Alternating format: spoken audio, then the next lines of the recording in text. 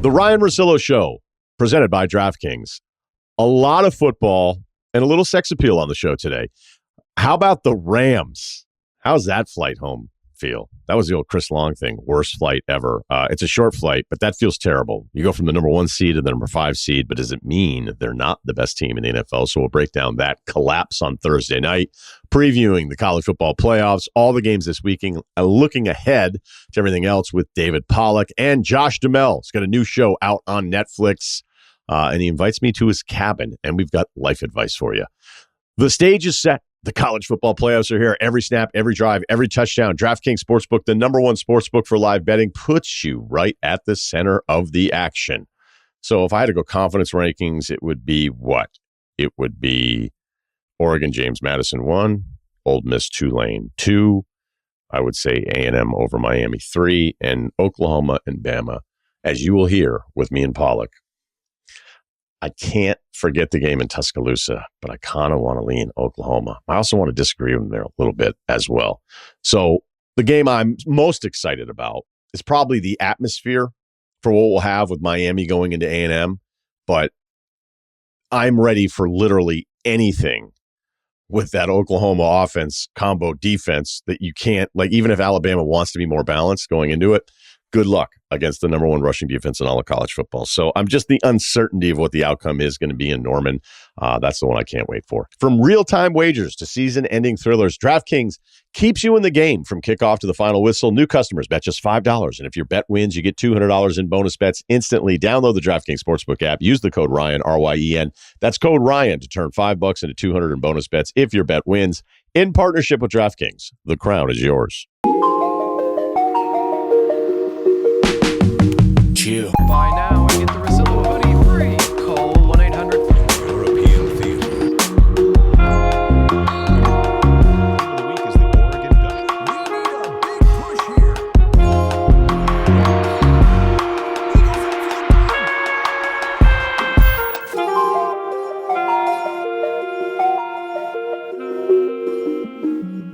Well, that's one of those games you hope you never left early if you're a Seahawks fans. I don't know how many people they showed. I wouldn't exactly describe it a Miami Heat fan base necessarily, but it's cold, rainy, although they should be used to that stuff. And it's Thursday night. You had tickets, you drove there. So, why leave? But when it's 30-14, you're like, this game is over. I was starting to think about the baseball beat writers, all the games that they have to figure out what their gamers are going to be, the game story, recapping 162 of those and trying to figure out how to wait just to make that interesting. I don't know that we realized how incredible that was until we stopped probably caring about it as much, unless you're just completely locked into your baseball team every single night. But you figure your team's up 5-2 going to the 9th. You're writing all these things. Lineups come together. Managers pushing all the right buttons. There's just something about this team. And then they give up 6 runs. And you're like, oh, I got to rewrite this entire thing. It's kind of what I did.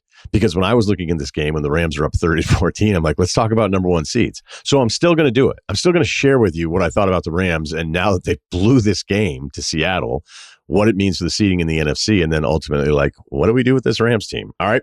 So with a win, the Rams are going to be 12-3. And if you're looking at seeding race here for number 1 against Chicago, you want to talk about their journey at 10-4 right now. Chicago in the last, 2+ weeks went from the number 1 seed to the number 7 seed to the number 2 seed. So they were the number one seed going into the Packers loss where Caleb threw the pick in the end zone, which just sucked for all of us Bears fans. Bears beat Cleveland. Then the Packers lose to Denver at Denver later on, so they're back to the number 2 seed. And if you were going to try to start mapping out schedules the rest of the way, if the Rams had got this win, which they didn't, the Rams likely finishing up, this could have been a 14-3 season with games at Atlanta and Arizona. And Chicago, Green Bay rematch very quickly, this one at home, at San Francisco, Detroit, they could go 0-3. So who knows where the Bears are going to end up. Seattle, on the other side of things, coming into the game, a 52% chance for the number 1 seed with a win if they had lost. And I even wrote down, now with a loss, a 2% chance at the number 1 seed for the Seahawks. So, look, this Rams team, I've thought is the best team in the NFL for a long time. And yeah, they lost to Carolina, but this is what this sport is, folks. Your favorite team, or it doesn't even have to be a favorite. You could hate the team. The team you think is the best in this structure, the way this league works, you're going to lose probably 4 times, and you're probably going to lose twice. I'm talking about even the best teams. You're going to lose twice. You're like, what happened that week? All right. We've been able to explain that throughout the year with the Rams. Blow that huge lead at Philadelphia. Maybe it says more that you're up 26-7 at Philadelphia against that Eagles team. Although they are the 3 seed right now. They went from 8-2 to 9-5. No one seems to be threatened by them at all. And then you have Tampa as the division winner, who's 7-7. So, more of the seeding stuff there. The Carolina loss, whatever, the overtime loss against San Francisco, division opponent, with San Francisco missing all of their guys. There were at least things you're like, okay, is there actually even a really bad loss in there? And this loss tonight, overtime on the road at Seattle, who's now the number 1 seed, by the way. That on paper doesn't feel like a bad loss unless you just watched what happened. So when I was looking at this game and when it felt like it was over, I was also thinking about the first time that they played. It was like, what's funny is Seattle, I felt much better about after that loss at LA than I feel about Seattle at home. And it wasn't just the home and away thing at all, because if you look at that game going back to the beginning, middle of November, I think it was November 16th, Seattle is down 14-3 immediately. LA's first 3 possessions are kind of everything. A 4th and 1 decision at the 8-yard line. The Rams came out 4th down. Happy tonight, by the way. 4th and 1 at the 8-yard line, incomplete. So they pass on the 3 points. They have an interception that leads to a touchdown. Then they have the 10-play touchdown drive. It's 14-3, and you're like, all right, the Rams are going to run away with this thing. Like, I know Seattle's been killing some teams in the first half. Maybe those teams aren't that great, but there's a clear gap between those 2 teams. Then Seattle's defense answers the bell. LA, the next 4 possessions, they don't score. Seattle's D is just holding this Rams team down. Seattle's offense puts up 414 total yards, which is the most yards the Rams have given up in a game all season long against this LA defense. That's probably like at worst top 5. I think probably more like top 3, even though that will be debated after this loss. And then you throw in that first matchup, Darnold has 4 interceptions. You're going 21-19. Like, it's a loss, but there's a good part of you after that game. I'm telling you right now, Seattle feels a hell of a lot better about themselves losing that game against LA in November than LA feels about losing this game tonight. At 30-16, I'm like, all right, 2-headed monster running back with Williams and Corum coming along. No Adams, a 13 personnel fest, a lot of duos in there, some nice duo blocking up front. 13 personnel, the 3 tight ends. So can they just get by with Nakua? But then we're going to sprinkle a little Mumfield, little Xavier Smith, Jordan Whittingham out of Texas, who have 33 total receptions combined on the season up until tonight's game. The blitz numbers that we saw in the first matchup were Seattle's as blitz happy as maybe they've ever been against an opponent this season. I don't know that necessarily at the top of my head, but I think the blitz rate was double against Stafford what it was for the entire season. And then you have a 3rd and 3 when it's 23-14. Rams have the ball. They blitz. Stafford ends up in Nakua singled up with a safety and off coverage, 58 yards. The game's kind of over. But it isn't, right? It isn't yet, because Seattle's going to get the ball. We'll see what happens here. And then they throw another pick. And it's like the second Darnold pick where I thought the first was the freak out pick. And then the second one, Turner, who had an unbelievable night, defensive line for the Rams.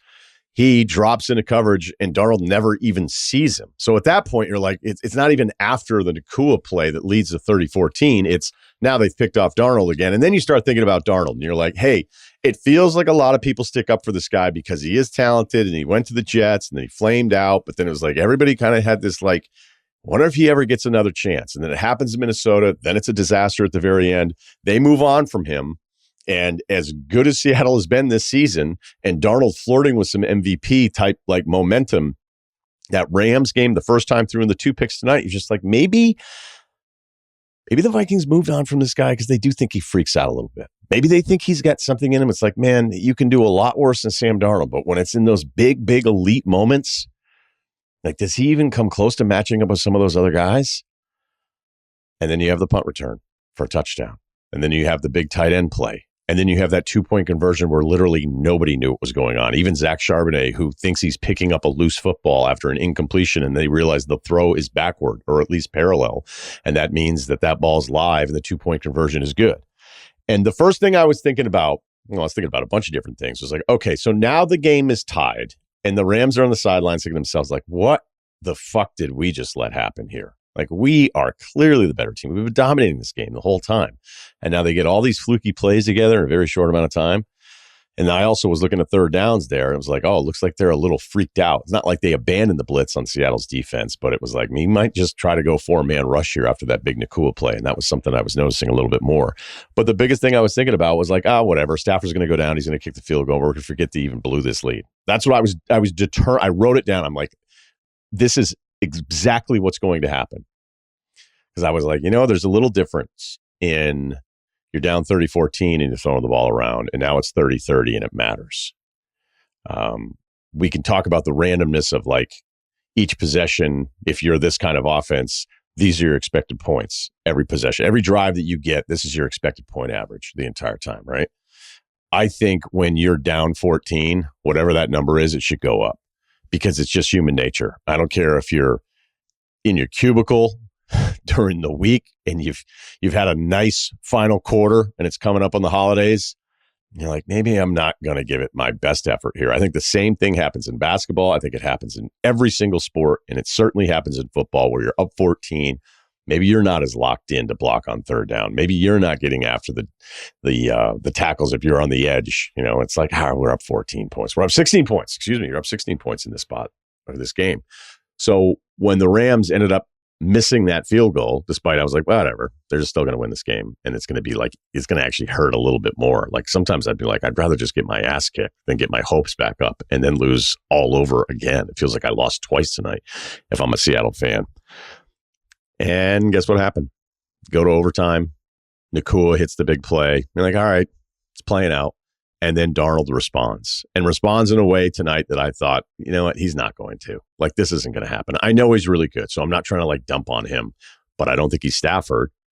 Stafford, 50 game-winning drives, looking at him in the huddle, and I'm thinking to myself, this must be so much fun. Like, yeah, they're pissed off and frustrated. Like, how the hell are we in overtime? But that's going to be the most fun you can ever have playing football, being the quarterback, being like, all right, it's my time. I'm awesome at this stuff. So Stafford did his job, and Darnold did it better, 2-point conversion at the end. I'm not saying Darnold outplayed him tonight because he didn't, but Darnold did something I thought of the course of the game and watching him like, this actually is not going to happen. There could be a little bit more on this 13 personnel thing because the Rams came out it with 3 tight ends, and I was thinking about it. It's like, is this a great way to be foundationally, but does it mean without Adams right now, who McVay said, like, I still have faith he'll come back, which actually made me feel like, well, that doesn't sound very good. Is it enough in Nakua and these other guys that you're not going to be able to name every single week are all available in your fantasy leagues? Is the 13 personnel thing a really good thing to start the game off? But when the game gets kind of loose, does it mean that you're a little limited because you don't want to go out there when you're trying to like move the ball quickly out of this grouping a little bit later on? So I was thinking about that, and I was like, yeah, they also scored 37 points, man. So maybe you chill out on the 13 personnel criticism right now. All right, Gruden. The final thought on all this is I still think the Rams are the best team in the NFL, and I don't care what happened tonight. It's just now they're the 5 seed instead of the 1 seed.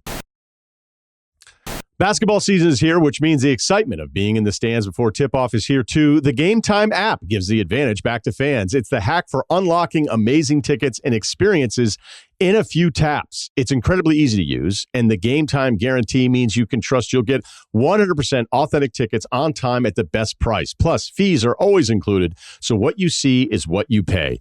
I was looking at today, by the way. Was wondering if I was going to make it to Minnesota today. I will not be able to, but in case I was going to go, Thunder at Timberwolves, tickets starting at $33.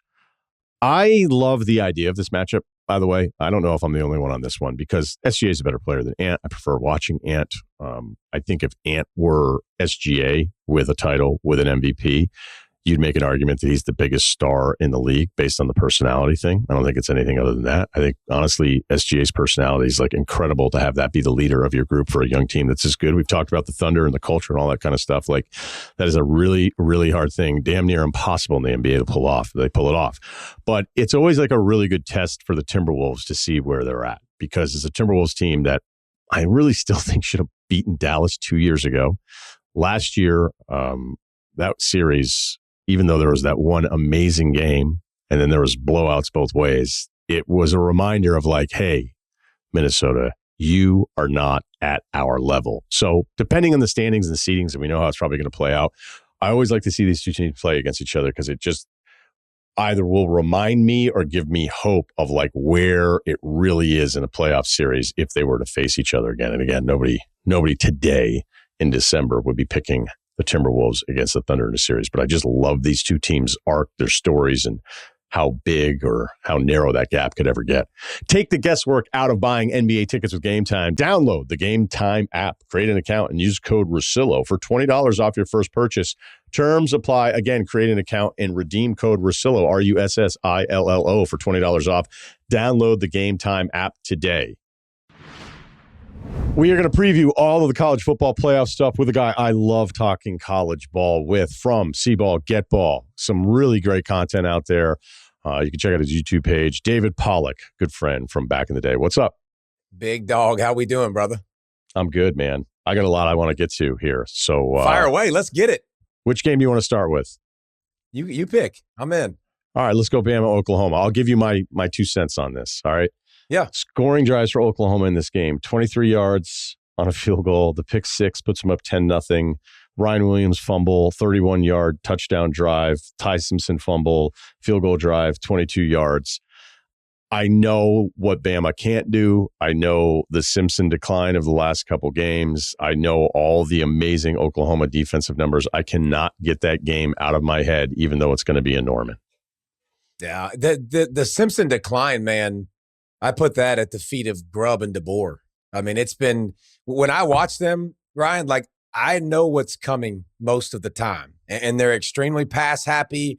And they do a good job, but they're trying to. They want to be in the perfect play, and they want to put guys in motion. A lot of times they're going to go 3-by-1, 3 receivers on one side, 1 on the other side. They're trying to figure out whether you're running man or zone, and then that's what they want. That's how they want to attack you. Well, teams have gotten really smart when they do that. Now they're not playing it. They're not playing that game. They're not going in motion with them. Like, they're holding their water a little bit, waiting for the play clock to go down, and then they've kind of fooled them. Excuse me. They've kind of fooled them.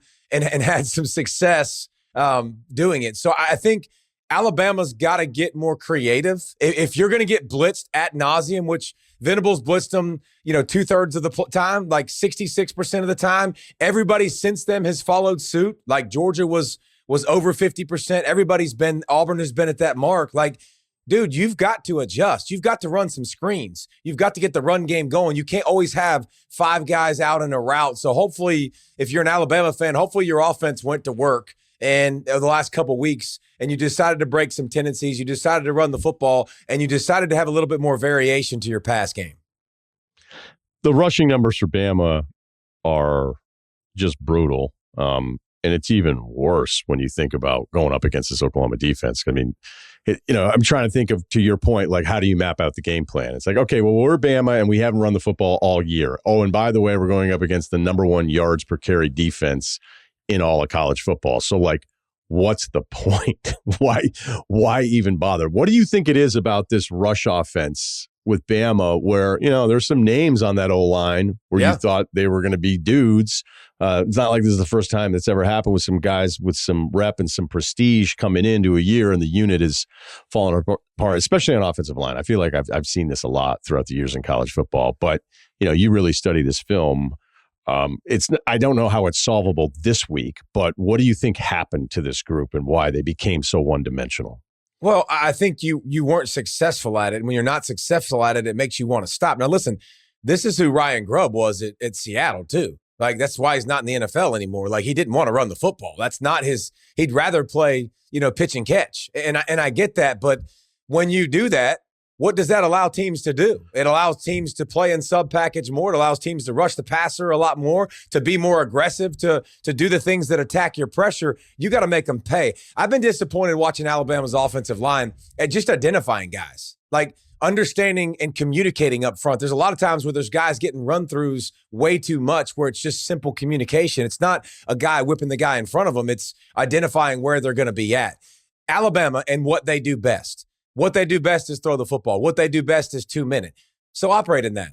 Like, operate in the no huddle. Like, that doesn't mean you have to snap the ball really, really quickly, but it allows Venables. What is Venables, Ryan? What has Venables been notorious for all of these years? What is all these coaches, what have they been telling us? What does he do? Pressure. I mean, he's just relentless. Pressure like crazy and steal signs like crazy. Oh, like well, the steal signing thing, yeah. Well, here's the thing. If you can combat that, you've seen people combat it in the past. How do you combat it? Well, line up near the line of scrimmage, wait, go, shift, and snap the ball. Like, be quicker, go faster. Don't allow them to get as exotic. Make them pay and go fast. So I think Alabama, they're better in the 2-minute drill than anything else. They're better at throwing the football. Well, if you're going to be better at it, and that's where you want to live in it. But you do have to find a way to run with Ty Simpson. And Jam Miller's going to be back, which is good. But, like, to create some balance so they can't get so exotic and put so many little people on the field. Like, if they can live in dime and they can have so many DBs on the field, it allows their pass defense to be so much better. R. Mason Thomas coming back. And I still think his play against Tennessee is one of the most impressive plays I've seen from a defensive player all year long. It was so impressive that I don't even think the broadcast, Fowler and Herb, I don't know that they even knew what had happened as it was happening. I'm pretty sure it was them.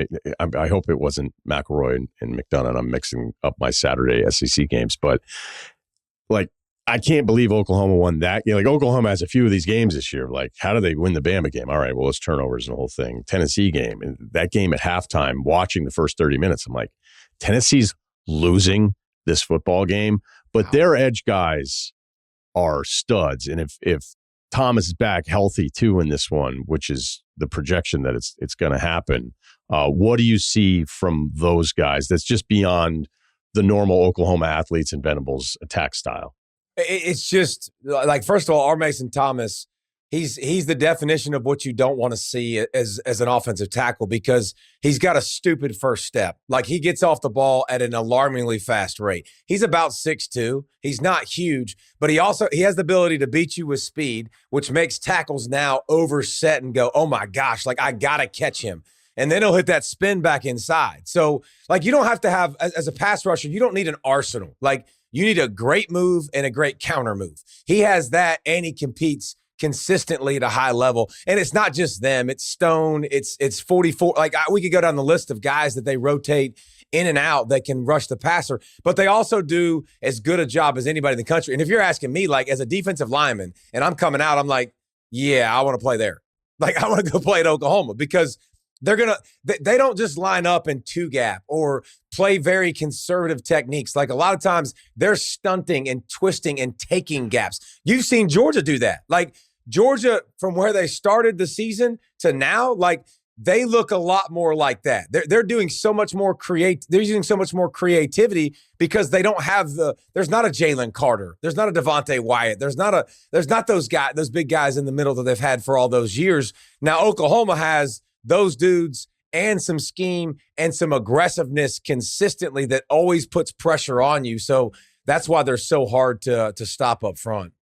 You know, I hadn't really thought about this, is that touchdown, granted, it was a different play, reminds me of your touchdown in a way, where it was, now granted, he had a much longer run. Yes, into his was the harder.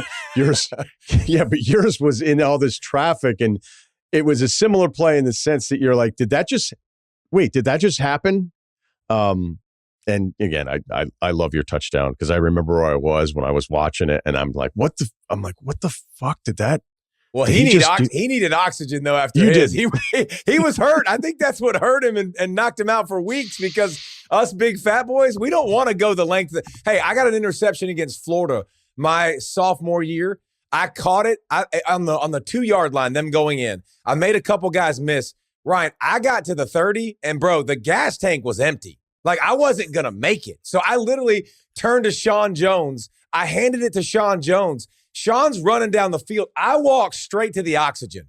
I literally go, I have the oxygen mask on when he scores the touchdown. Like, that's how fast I wasn't watching. I'm like, I'll look at the board. I'll peep it later. But yeah, we don't want to run that far if we can help it. Did you get yelled at for handing it off? No, but it was the worst call in the history of college football, because they called a forward lateral on a handoff. The stupidest thing. I've never seen it called since, and they can kick rocks for that bad call. It's freaking terrible. For this game, we got to finish on Mateer. It doesn't take Todd McShay to figure out this guy's been two different quarterbacks, first and second half of the season. The offense is, I mean, what number do you want? I can throw a bunch of really bad ones at you, but I have no problem based on their resume and like they should be in the playoff. Some of this eye test stuff that I was seeing argued late in the year with them, I'm like, go through their schedule again and try to tell me that this team wasn't tested this year. But look, Mateer healthy, no question I'm picking Oklahoma. But this offense has been limited. It's been, I mean, not limited, it's being nice. Yeah. So what do you see from him other than maybe a guy who's just not the same since that hand injury? He hasn't been the same, but I'll say this. I've been very disappointed with the decision-making. Like, it's okay to miss, and especially when you're coming back with your team and you want to go on the field and you're trying to gut it out and you miss with accuracy. It's another thing when you miss with this up here and you're not taking the easy stuffs. You're not taking the layups. He consistently gives up first downs to make big plays. He doesn't have big play receivers. Like, he's got some guys that can catch it and run with it, but he doesn't have guys that are burning by people and blowing the doors off of people and winning out wide. And so I think everybody's been very comfortable. Like, listen, I'm not letting you win over the middle of the field. If you want to take deep shots, you can take deep shots. He can rip the ball. Like, you talk about horsepower, he's second to none in the country. Like, that thing comes off of his hand and it's like, it's he can throw it to a car wash and not get it wet, right? Like, it is humming. It's got some revolutions on it, but I think the decision-making. But the thing about Mateer, first of all, there's three freshmen on the offensive line. They don't get a lot of movement. There's not a lot of run game. Most of it has some form of a read with it. And Mateer has to read it and make the right decision. And I would say in the run game, he doesn't always make the right decisions either. But I'll say this, he needs to run the football. Like, if this offense wants a chance to win the next several games, he's not Marcel Reed. He's not Kevin Jennings. He's not tiny. Like, he's got a big lower half. Like, I might let this dude carry the ball 20 times. Like, he has to be physical, run the ball downhill, get first downs, win some time of possession. The one thing this Oklahoma offense has done when you look at the LSU game and the Bama game, like, the plays down the stretch where they needed to make plays that are big plays, they'll make 2 or 3 a game. And that's all they've needed. But they're not going to do that through the playoffs. They're going to play better teams that have great defenses. They're not going to win low scoring games consistently. So they've got to find a way to be better. He's got to be better with his decision-making process for sure. I don't know if they can take Satania out of the game, right? But I mean, he is so dependent, or I should say the passing offense is so dependent on him. But like, I've changed my mind about this game a bunch of times. The yards per attempt stuff is hilarious. Like, we're like, if Bama can't run the football, they're 121 in college football. Oklahoma's not great. They're 101, you know? So You start putting together some of the Simpson fall-off numbers. You talk about the offensive line issues for both of these teams. And because I've gone back and forth, I'm like, all right, it's in Norman. I'm just going to pick Oklahoma. How about you? That's smart. That's the smart play. But I still go back to outgaining them by 200 yards, losing the turnover battle 3-0, Alabama. And turnovers a lot of times have a way of evening themselves out. Like, Oklahoma played clean, got the special teams fumble, got the pick six, got the strip sack. Like, are they going to get those again?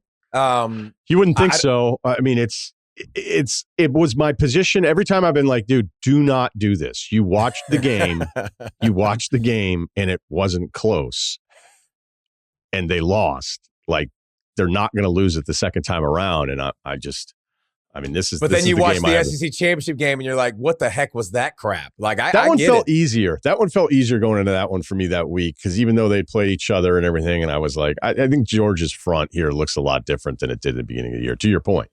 And just like, it's like, okay, now I'm starting to write dudes' names down. Where the beginning of the year with Georgia, I was like, other than CJ Allen, you're like, there wasn't a lot of, outside of the Georgia fan base, there weren't a lot of people that everybody was familiar with. And now it's like, all right, 15, this guy, on and on and on. You usually point out like 3 All-Americans and a couple of first-round picks for Georgia. And coming into the year, you're like, where are they? That's 100% not normal.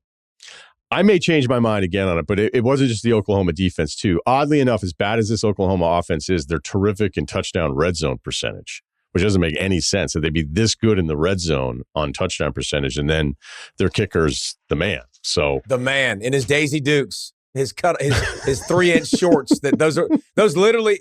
Listen, if you make it at that rate, so be it. You can wear whatever you want, but I've never seen I've seen the knee pad not covered. I've never seen where I can almost see the dude's root coming out of his pants. Like, what are we doing here? Like, that's a little aggressive, my man. Herb Street was offended visually. It was hurt his feelings. Yeah. All right. Miami at Texas A&M. This A&M defense, I love it.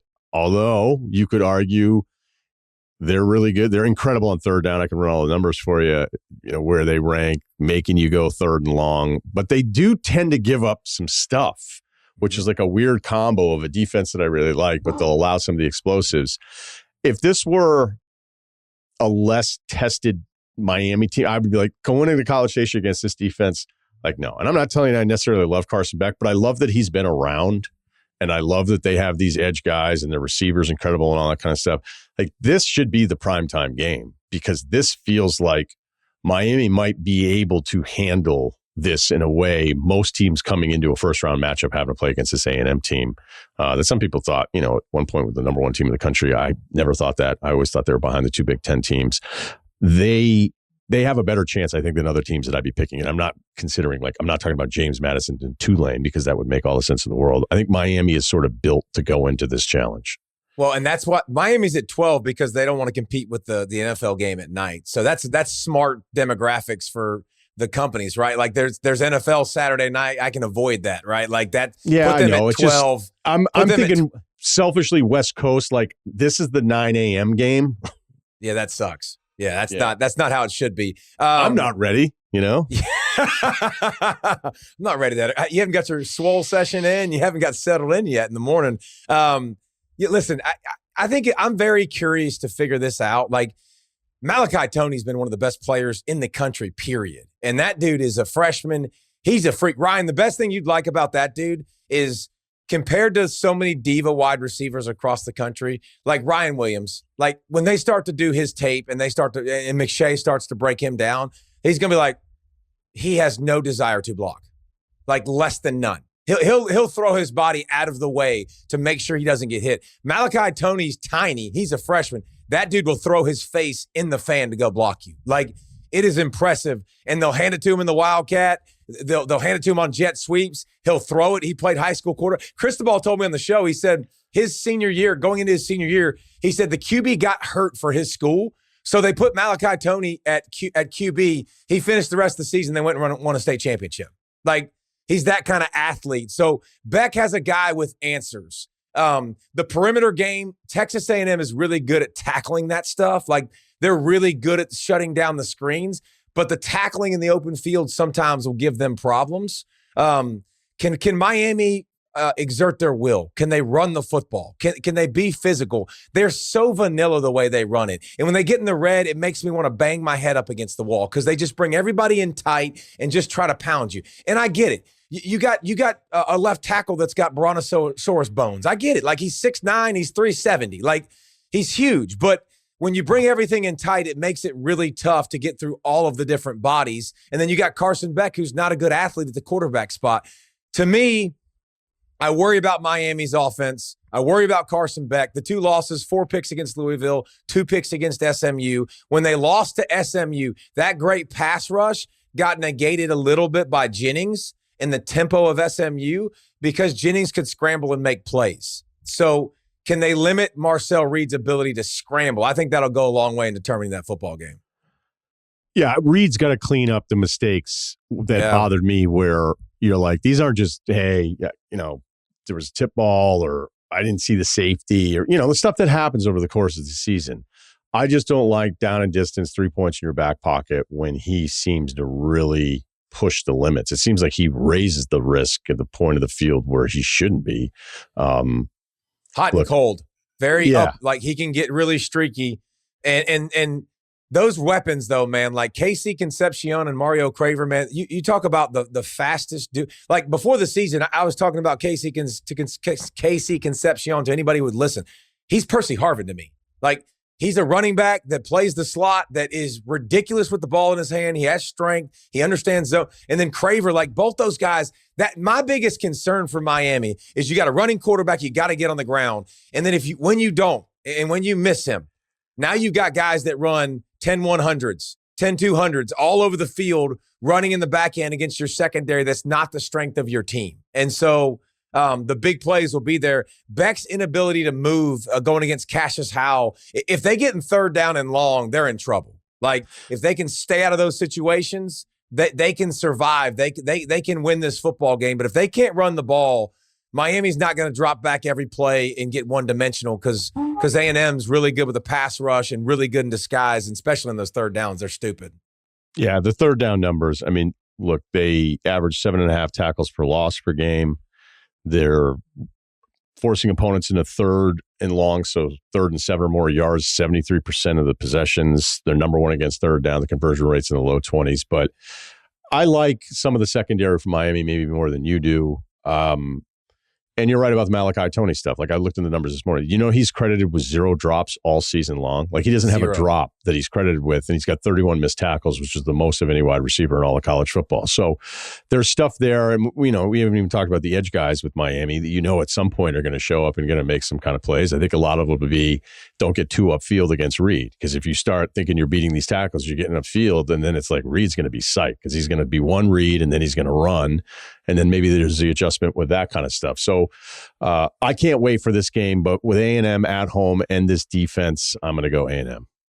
I'm with you on that too. I'm going A&M too. Just I think that it's like now you get playoff time. Like, I think Reed can have 10 carries a game. And when you start running that option game, again, if you've got great players, Ryan, like they do on the edges with Bain and Mesidor, that's fine. If I'm going Bain's way, I'm going to stick that ball right here into Concepcion's stomach while he runs across, and I'm going to read that guy. If he flies up the field, I'm going to pull it and I'm going to run it. I don't have to block one. Like, I can block the backside and I can read the other one. Like, it really puts me in a jam because why would I spend more resources to block your best players with 2 of my guys when I can put them in the read action and run the football? But I look for A&M's talked a little bit of this, and I like that. I'm here for that. I have no problem with that. They're like, yeah, I'm not worried about Bain. I mean, the offensive tackle that's going to go against him was like, yeah, he's okay. Marcel Reed was on my show. He was like, yeah, they're good. I got my guys back. Like, and then Ruben Owens, like, I'm just impressed. Like A&M's pretty confident coming into it, and they're playing at home. So I like A&M in a close one too. Speaking of guys you've had on your show, I thought Caleb Downs was awesome. He was so good. Man, I mean, you're not just drafting somebody with him here where you're going to go, all right, well, we know all the things that he can do on tape. We know what he's done it at Bama and he's done it at Ohio State. And like, even if he's not getting his name called during the broadcast, then it'd be like, do you see all the stuff that he's doing? Because it's like that basketball player with all this gravity that is bringing all this stuff to him, where it's the opposite effect in football, where it's just like, they don't want to do anything with this guy because they're so afraid of him. I found the quote about the SEC and the Big Ten thing to be really, really interesting. Even in a season where I just don't like the SEC contenders nearly as much as I usually would like them. It's collectively like a down year for that, but it's been trending in that way a little bit. But my argument was always, hey, let's run through some of these schedules. Let's run through what the Big Ten has to do to close out 5 or 6 games, and then look at what a handful of these SEC teams have to do. Like this, why are we even having this kind of debate? Again, I've done it too many times, but that's basically Caleb's thing. And he was smart enough to be like, yeah, but you look at the bowl games last year, and look, the SEC got stomped by a bunch of these Big Ten matchups in that bowl season. And I don't think you can just blame it to default of like, well, their guys weren't as into it, or these guys are opting out and all this kind of stuff, because you do the same thing with Florida State and Georgia, because everybody made fun of Florida State after the game. And you're like, come on, guys, like, be reasonable about this stuff. But what did you think about his answer specific to that, where I know everyone listening that's like a Big Ten fan is like, no shit, you guys liked it. But if he's not supposed to say that, he's supposed to say it the other way, the way every coach that goes to the Big Ten is like, oh, there's not that much of a difference. And as soon as that same coach is in the SEC, he's like, it's not even close. Yeah, I've had a running dialogue with Dan Lanning all year via text message, and it's hilarious because me and Dan are so similar and like energy, and we want to go, and we want you to get on board with our opinion. And like, it's been a back and forth. And then I called him one day after we've been texting for a while, and we just went through it, debate. Listen, Caleb said it. It's a week in and week out thing.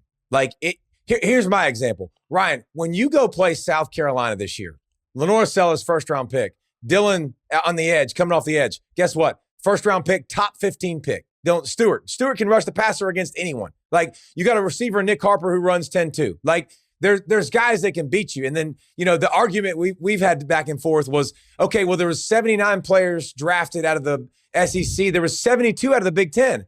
And I'm like, okay, Dan, there's also 2 less teams. So the talent is more concentrated on those teams. And where do you want to play? Which atmospheres do you want to play in? So the bottom line is there's a lot of debate that we could go in with that. There's a lot more competent teams that can beat you week in and week out in the SEC.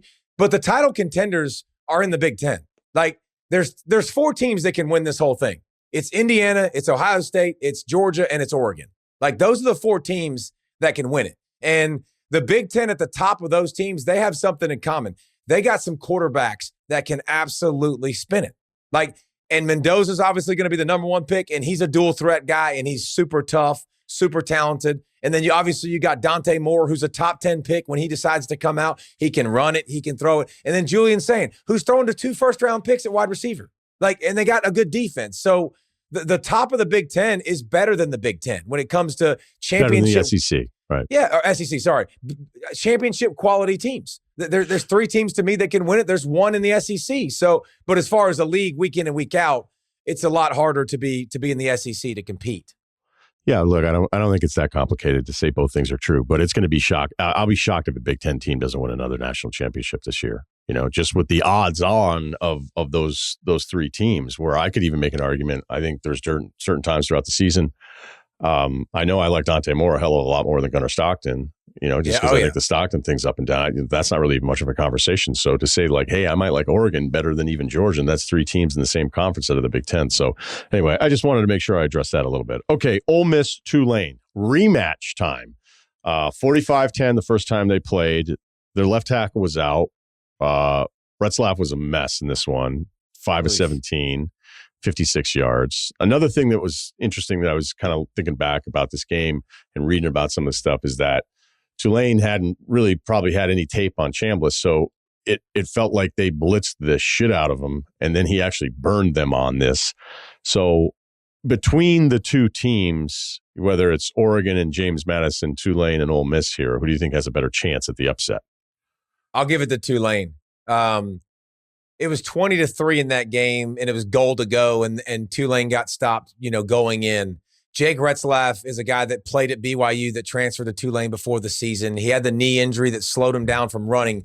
This is a 1-game scenario. Like, he can tote it 20 times if he needs to. And I think that... You know what? Like, look at his rushing numbers, though, lately. And I know he went off against North Texas in the last game, but he's a different guy first half, second half. And when you look at those rushing stuff, and I know like some of the other numbers get baked into that too with the sacks and everything, but he's getting the touchdowns. But you might be right. Like, they may just say, hey, you're going to run like crazy today like you did in the last game, because he's going to have to. Right. Well, he also hurt his knee. And so for a while, they didn't want to run him. And I think they also understood they could win other ways. But Tulane, their defense isn't great. So it's not going to keep him in it. So how else can you win? Like, if I'm their defense, I'm not doing what I did last time, because Trinidad went over 100 rushing. They stopped Lacey. Congratulations. But every deep ball Trinidad threw, I think he threw 7 of them. 6 were completed. Big time plays. Like, everything was working. So how do I shorten this game? Let Lacey have the rock. Let them run the football. Not give up the big plays. But we also got to address too, Lane Kiffin ain't there.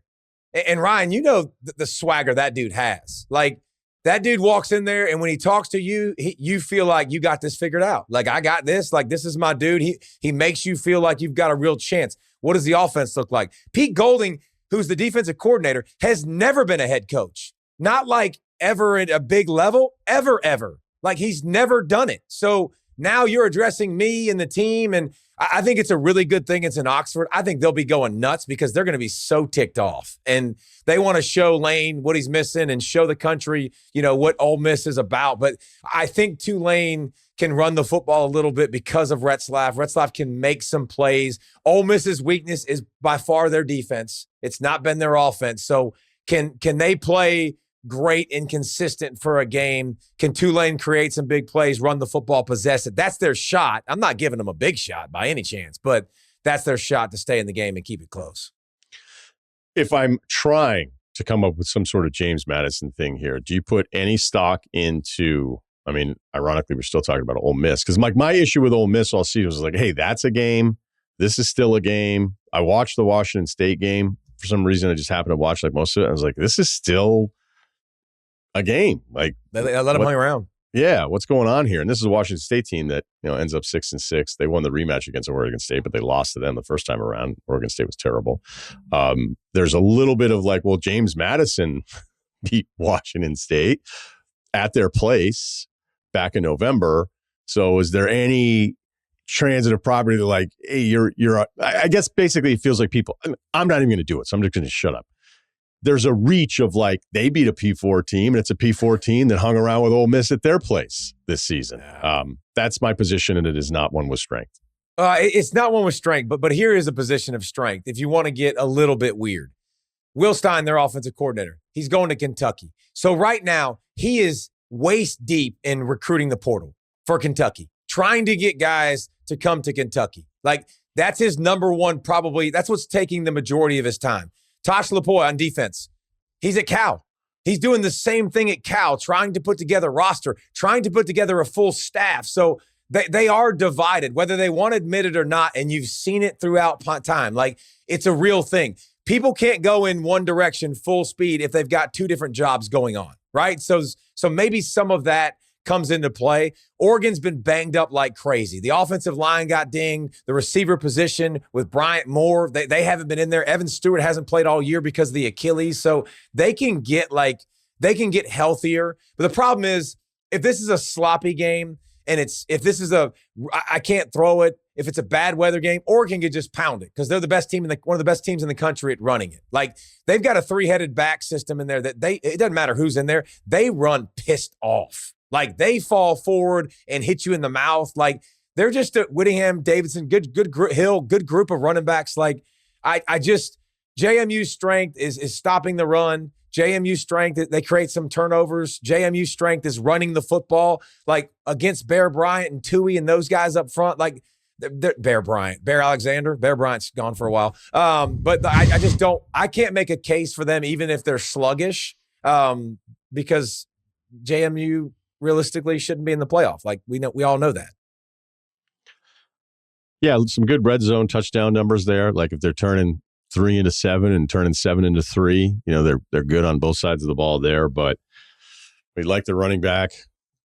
By the way, the receiver situation for Oregon, apparently all those guys practice this week. So Moore practice, Bryant practice, and Stewart practice. So I don't know if the Stewart thing is trying to mess with all of us, but they're not going to need it, I wouldn't think, against JMU, but that changes the conversation because that guy's a stud. It's just we haven't seen him in a really long time. Yeah, and I would like to, if I was a coach, I want him on the field, man. Like, I need to get some reps because you've already had a layoff for him all season. Yeah. And then you've had this layoff the last couple weeks. Like, you kind of want to get him in some action so he's not near as rusty as he would be, obviously, when you're going to really need him down the road. Okay, so overall, who's your pick to win the whole thing as we try to map this out a little? I would take Ohio State. I think the Daly injury to Indiana, Ryan, I know some people dismiss it and think it's not a big deal. If it's not a big deal, why did he play every single snap in the Big Ten championship game? Every single snap. He's one of the only players that played every snap up front. And so he got hurt celebrating after the game, which sucks. I can't stand that that's how he got hurt. But I think one of Indiana's biggest or best traits is having those four guys up front that are 270 that can impact the game and slant and twist and stunt. You've already lost one edge guy before that. He was the backup. So I think that hurts them. I don't think their depth making it through the playoff. I don't think they'll get through it. But I've got Ohio State, and if you're going to take me from the other side, then I think it'd be Oregon who will meet Ohio State in the championship game like they did years and years and years ago. The only other time Oregon got a playoff win, actually, against Mariota versus Jameis Winston. Yeah, I was in the building for both of those, and I was coming off of that Rose Bowl game where they just dominated a Florida State team. That was weird, too, because remember that Florida State year? They'd won the title the year before. They were winning every week, but every week you were like, well, this doesn't look as good. And yet hanging on. Yeah, right. And the rank is, I just remember all the chaos from like the Florida State fans that were losing their shit during that whole time. And then Jameis slips and throws the ball backwards, and they scoop it up and score a touchdown, and they get the crap kicked out of them in the Rose Bowl. So then we go down to Texas for the national championship game, and I'm picking Oregon. Like, I'm like, Helfrich, all right, well, this time they're going to get it. They're going to make up for lose. And then I remember being on the field and watching. I actually ended up hanging out with you in the back because I think there ended up being some sort of like, you're not on TV. And then I used your pass, I think, to go back out there because you're like, I don't give a shit. It doesn't matter. That was one of the first. I mean, it's happened plenty of times. You're watching two teams line up and kind of go through their shit and hit each other in the drills.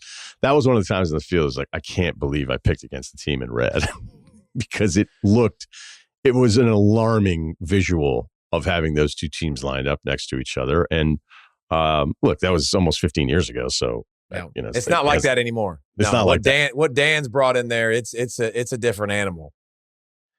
Yeah, I guess.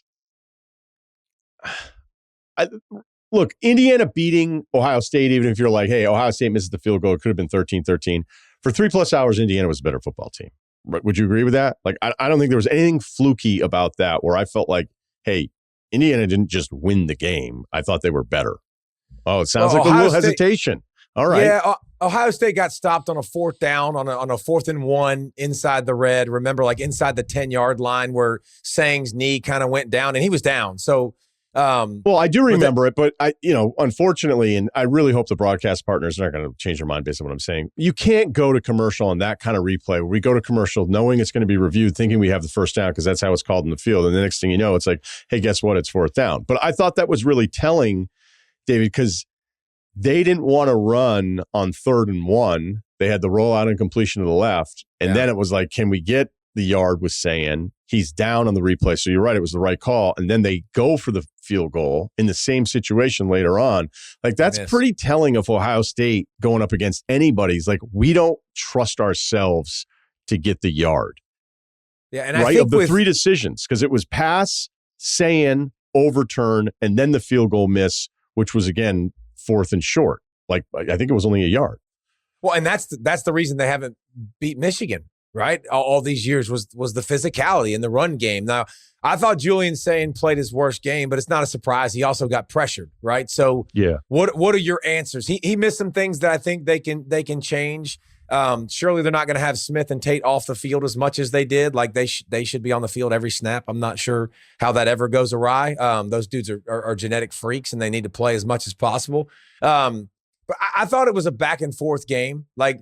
I thought Mendoza made some big plays. I thought Indiana made some good contested catches. But, like, I didn't walk away and go, man, Indiana's clearly the better team. But I do think you've got to go through this bracket. And so if one struggles, who's going to pick it up? Like, both sides of the football. And honestly, that's what worries me about Georgia a little bit. Like, if they get in a shootout and the defense doesn't play great, can they go tick for tack? Like, can they win that big? And listen, I know they did it against Tennessee and Ole Miss. Ole Miss and Tennessee don't play great defense. So I think, Ohio State, to me, the talent, who they are, what they are, like they can win a multitude of ways. And I think Indiana gets dinged by that defensive line depth, but it was a great game. And they were the 1 and 2 for a reason.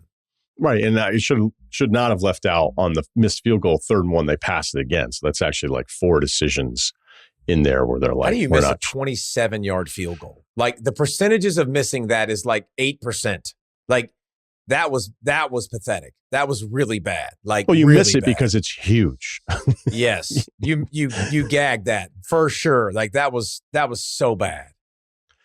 All right, so if we go the rest of the way, because I don't want to sit here and agree with you on everything here, but I mean, even the Alabama-Oklahoma thing, I'm starting to realize I should be rooting for Alabama so that all the Alabama crew who gives me a pass come out to LA for the Rose Bowl here for the Indiana matchup. All right. Well, let me ask you this. Even though Tech is the 4 seed and Oregon's the 5 seed, Well, maybe I'll do it differently here. All right. If you're Indiana, would you rather play?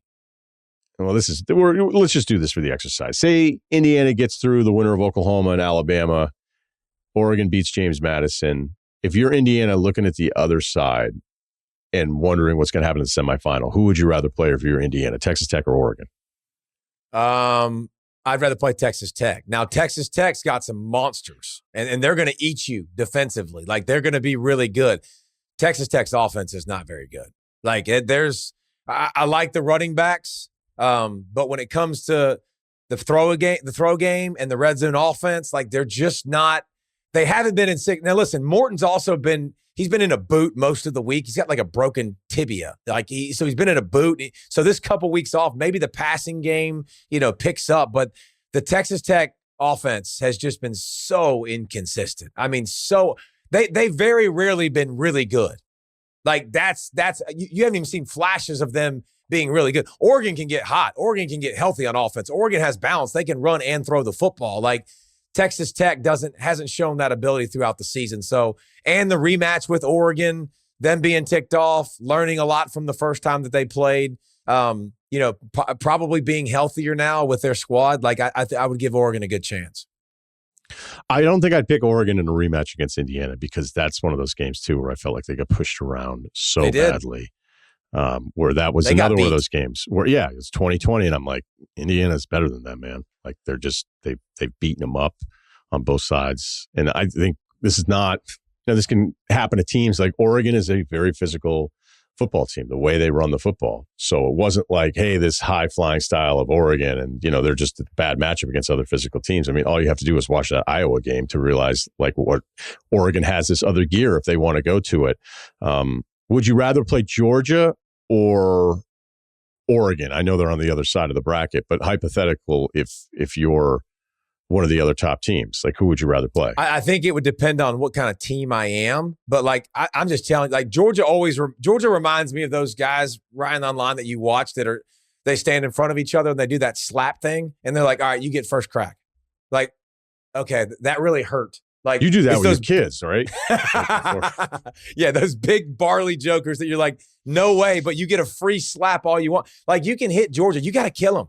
Like you've got to knock them out because of what they have. And I think their combination of physicality, there's not a lot of people that are going to want that smoke. Like they're going to be tough to handle because of that. So, and their defense has just done this. And really, Ellis Robinson at corner, he's a 6'3" kid. He was the number one corner in the country 2 years ago coming out of high school, played a little bit as a freshman and looked this early in the season, it looked okay, very okay.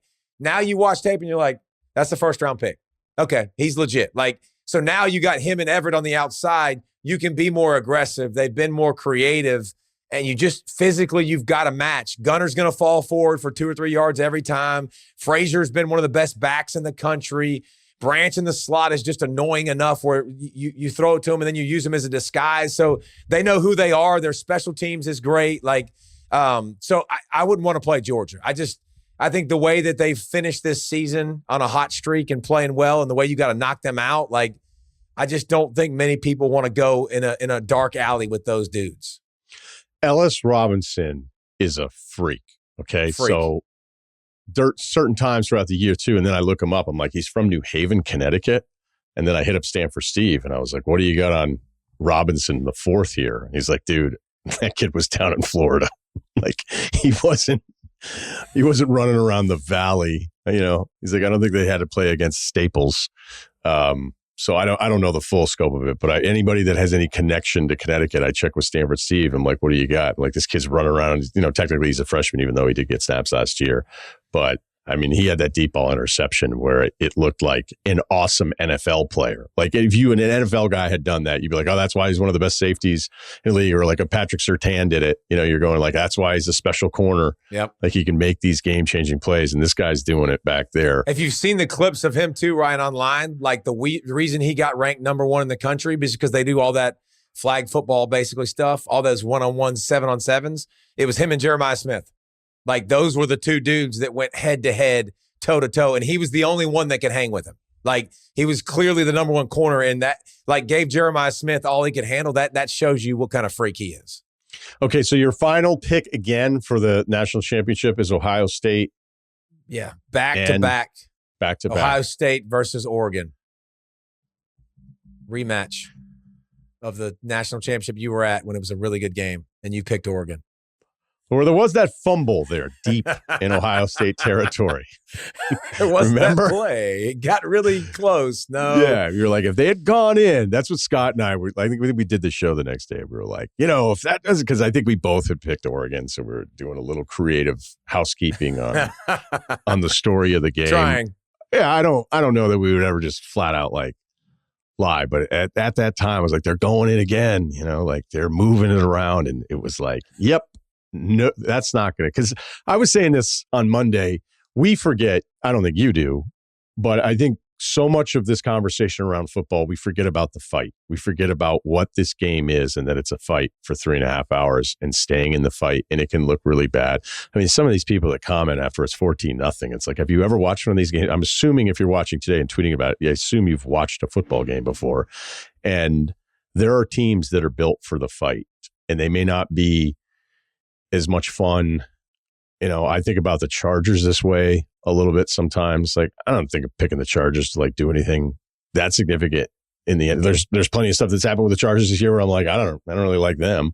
But there's something about your guys having a bad series, going to the sideline, and then going back out when it's their turn to be like, I'm still right where I need to be mentally. And I think it's hard for us that haven't played to always see that the way you guys see it. Because it's such a sport of failure, man. Like at practice, like you get your ace whipped. You got 6'7", 330, and you miss with your hands. Like, welcome to baptism in the name of the Father, the Son. Right, you're going down. Like it's not going to be pretty. And then you've got to learn to line right back up. And your offense throws a pick, like you got to go right back on the field. Special teams gives up a punt return. Like, yeah, and who can build that too, man? Because not everybody's built like that. Not everybody's built to respond in big moments. That's why Georgia scares the piss out of everybody, because everybody knows, man. Like there is no quit, and we've seen it. Now, listen, you're going to get frustrated because sometimes you're like, "What are we doing? Like, what the heck are you doing here?" But then all of a sudden they wake up and they're not going to quit swinging late. And that championship DNA usually comes out. They show who they are in the end of the season. And Ryan, more than ever, because that was 4 teams back in the day. Now you got to win several to get to the championships. The fluky nature is gone. Like you can have one good game, that's sure, but you got to have 4, right? Like it's a hard gauntlet to run. It's ridiculous. I mean, we only have to compare it to last year, but the fact that Ohio State doesn't have the bye last year, has to go through those teams, do what they do. Like, all right, whatever. We can talk about Tennessee, be like, they were kind of fluky. And it's like, all right, well, now you've got to beat Oregon, who beat you at their place. You humiliate them. Oh, and guess what's next? Texas. and now you've got to beat Notre Dame, who was a really good football team last year. So it's asking a lot. You got to have the right guys. I think Ohio State wins back-to-back. I think they salvage or avenge the loss. I don't know if Indiana will be on the other side. I think Oregon has a really good chance. I do like them both better than Tech at this point. But I kind of can't wait. I can't wait to see if Georgia can overcome the passing deficiency that they would have, because look, I'm not going to worry about saying have the bad first game in that spot.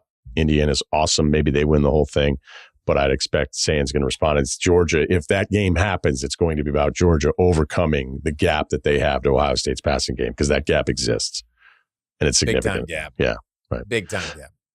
See ball, get ball. David Pollack, he'll be locked in on all the games. And I'm telling you, man, his interviews are really, really. So if you love college football, you'll love what David's doing. So make sure you check it out.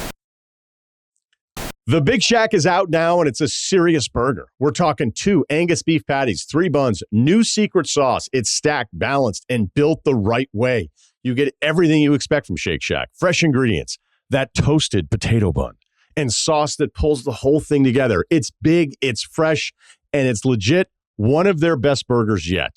I'm telling you right now, moms, dads, that holiday season hustle that you're trying to navigate, you know what? I think there used to be deals that we'd make as kids. It'd be like, hey, if I could get this, this can be my next this can be my birthday present and it can be my Christmas present. I don't know. Maybe that's why I wanted to be a GM, because I'd be talking to my parents, be like, I will give you 2 birthdays and 2 Christmases if you can get me this bike now, and I'll never ask for anything else. So I'll give you 2 future unprotected. We no swaps. I don't think I would have understood swaps at the time.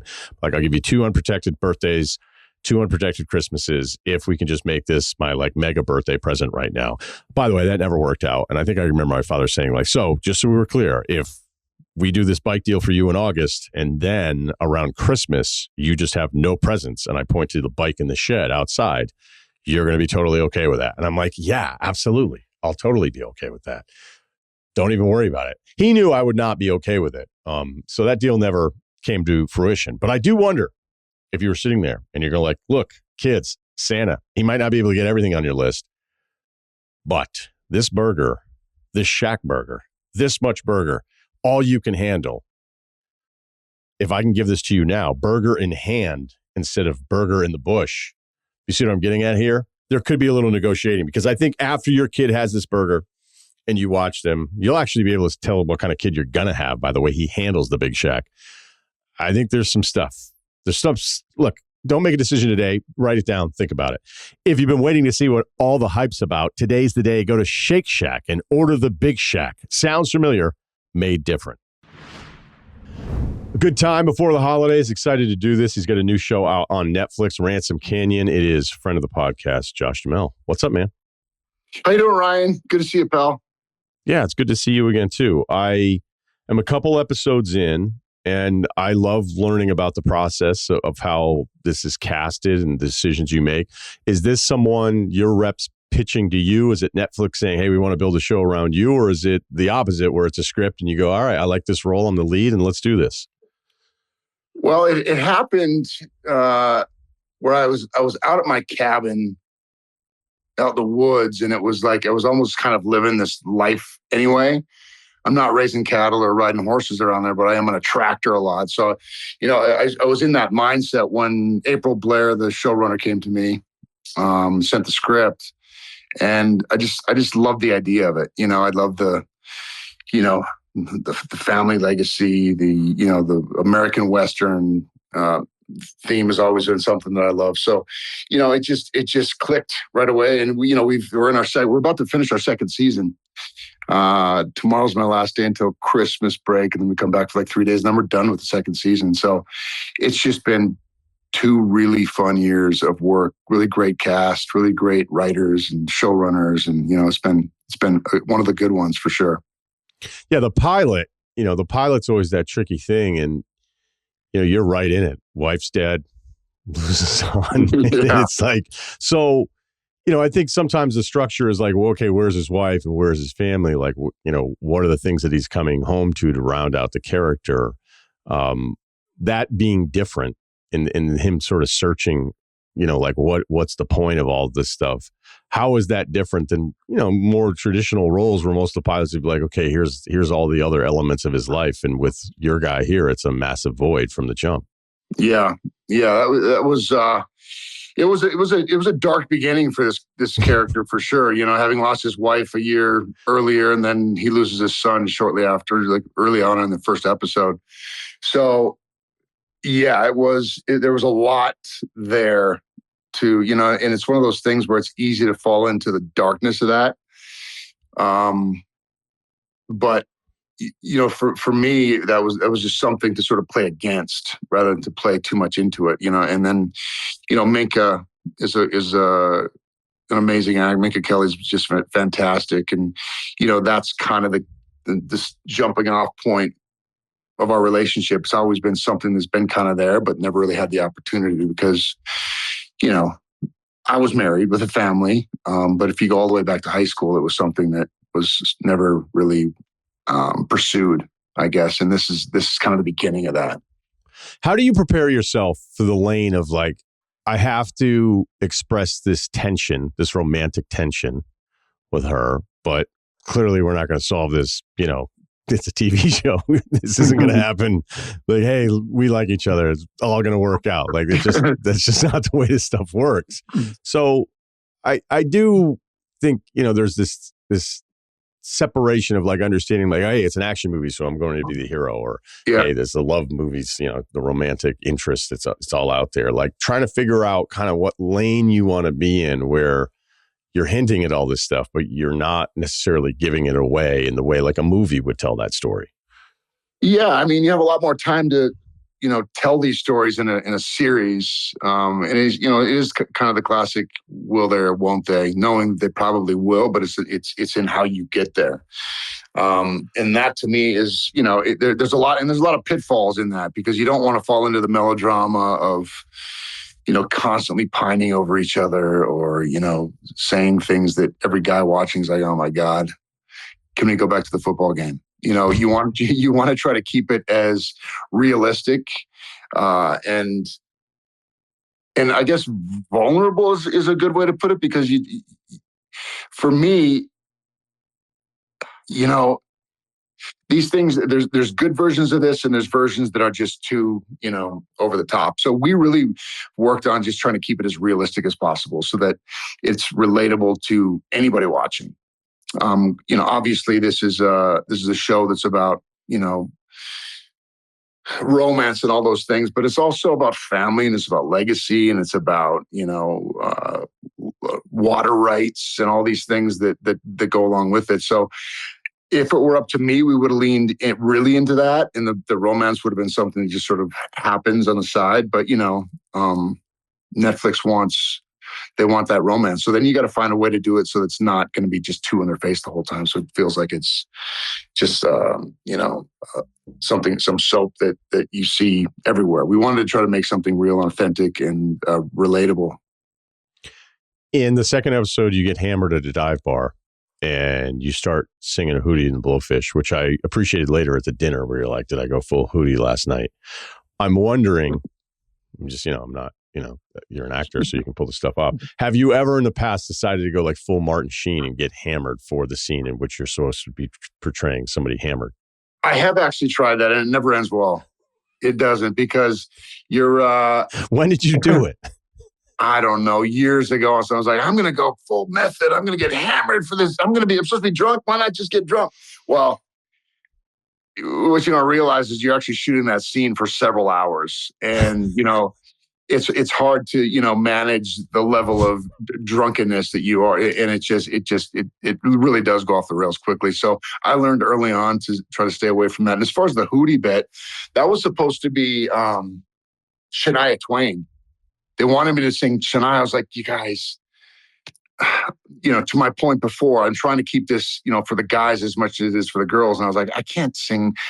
I can't be a believable cowboy singing Shania Twain. Can I sing Hootie? And they said, well, we can check. So they had to go through all these different, back channels to get to the Hootie team. And they were like, are you going to be making fun of us? I was like, I promise, he's a huge fan. He's not going to. And Hootie and the Blowfish was the anthem to my college years.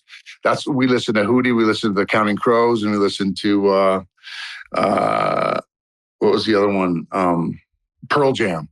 That was basically all we listened to in college. So when I had a chance to sing Hootie, I jumped at it. Yeah, it worked. And, you had said, as your character describes, it's like, hey, that was in my range. And then you even make a Shania line. So now I understand the Shania reference because you're like, I hope I didn't do that. That's actually pretty funny. You mentioned, though, kind of like where you're at now. And I know that, we touch base every now and then. And you've kind of gone off grid a little bit, right? Like, where are you spending most of your time? Because I don't even know how often you're even in LA, or if you have a place here anymore, or like you seem to be at a place in your life where you are more comfortable, maybe just going like, hey, I'm capable of doing this, and I prefer to kind of be away from all of it. Yeah, I think COVID did that for a lot of people. You realize that you don't necessarily have to be in one place. We do still spend a fair amount of time in Los Angeles. We have a place there. My son is there. My 12-year-old son is there. So, just out of necessity, we have to be there. And I like LA well enough, but my happy place is that cabin out in the woods. We're official residents in North Dakota again. My wife is also from there. And then our cabin is very close by. So, if I could live there, I would. But we are literally 40 miles from anything, from any grocery store, from, pretty much civilization. So, I don't know if it's just as I've gotten older, I'm a bit of a recluse. I'm not sure, but I really do love. It's the getting back to the basics, I think, is what I love about it. The freedom of it. I feel like I'm more in the moment there than I am anywhere else. I'm not concerned about, a meeting or, I'm worried about, making sure we got enough wood, enough water, enough food, making sure that we, can survive, And for me, I built it mostly because I had this vision that, and it still may come true, LA goes sideways. How do I get the hell out of there and where do I go? And that was kind of the real reason I did it in the first place. I still haven't completely figured out how I get out of Los Angeles. I have a dirt bike, but then I got to somehow get my family. There's a marina down in Marina Del. Maybe I get like a little boat that takes me up the coast, and I have a car parked in a parking. I go through all these scenarios. I'm fucking crazy, Ryan. Do you not ever have these ideas that if one thing goes off the rails, the whole city locks up and we're stuck here and the zombie apocalypse occurs? I could do an hour on this, so let's spend some time.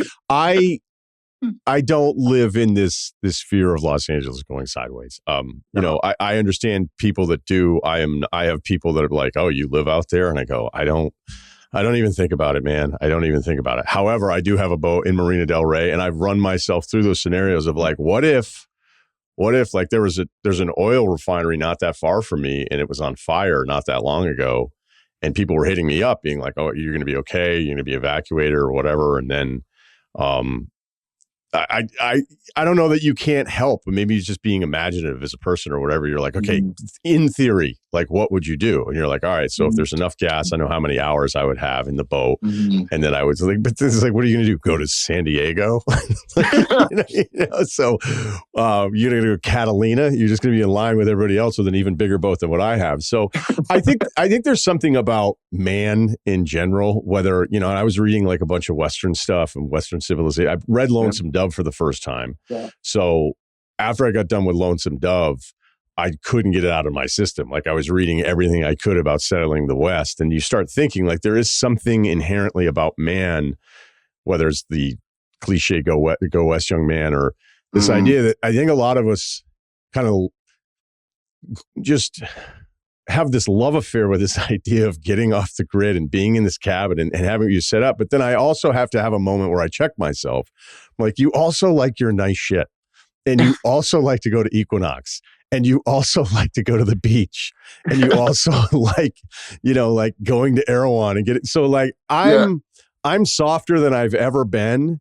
So I admire if you think you would go full shift and you would be completely happy. But I also wonder, like being a dude who's an actor who's also famous, and it's like, I can also kind of relive some of my youth and get back to LA and feel like a big deal. And if I can get a little taste of it, that makes me feel even better when I'm off the grid. Where if I were there 100% of the time, I wonder if you'd go, what I kind of miss a little bit, being a big deal in LA, just a couple weeks a year.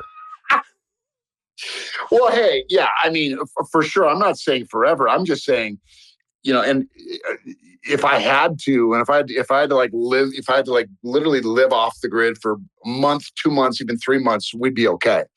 I'm not saying I'm going to live out there forever all the time. But it is one of those things that I've, over the years, and at first, and it's not as if we're living, when I first built this place, it was almost like homesteading. I mean, we didn't have electricity. We didn't even have water at one of the cabins. And the wife was totally fine with it. Well, not really. It turns out women you're dating don't love having to go, to the outhouse out back in the dead of winter. I take her side. But we did have to, we were washing our plates in the lake. It was like full on for a long time. Now, we built it up and it's pretty, we have all those amenities that we didn't have for those first 10 years or so. So it is pretty cush, but it's nowhere near, the amenities that you have when you're living in Los Angeles, or the proximity to an Erewhon or an Equinox or, a nice sushi restaurant. None of that's there. It's definitely a different way of life, which I actually love. Because I keep thinking about it. I keep thinking like, all right, if I could go, and then it's like, okay, what are you going to do? You're going to get better at finger picking guitar? Like you're going to write something better than what you've like. I keep fantasizing about this like creative. It's like you also have bills to pay. You also have a pretty good job. Like things are pretty good. And you would get out there and you'd be in the middle of the woods. It's like, it's not like I'm the most social guy now ever. So then you'd be going, yeah, but after a few months, you'd probably be like, you know what I'd like to do? Well, All that's the the stuff beauty that I of can it. do. Go ahead.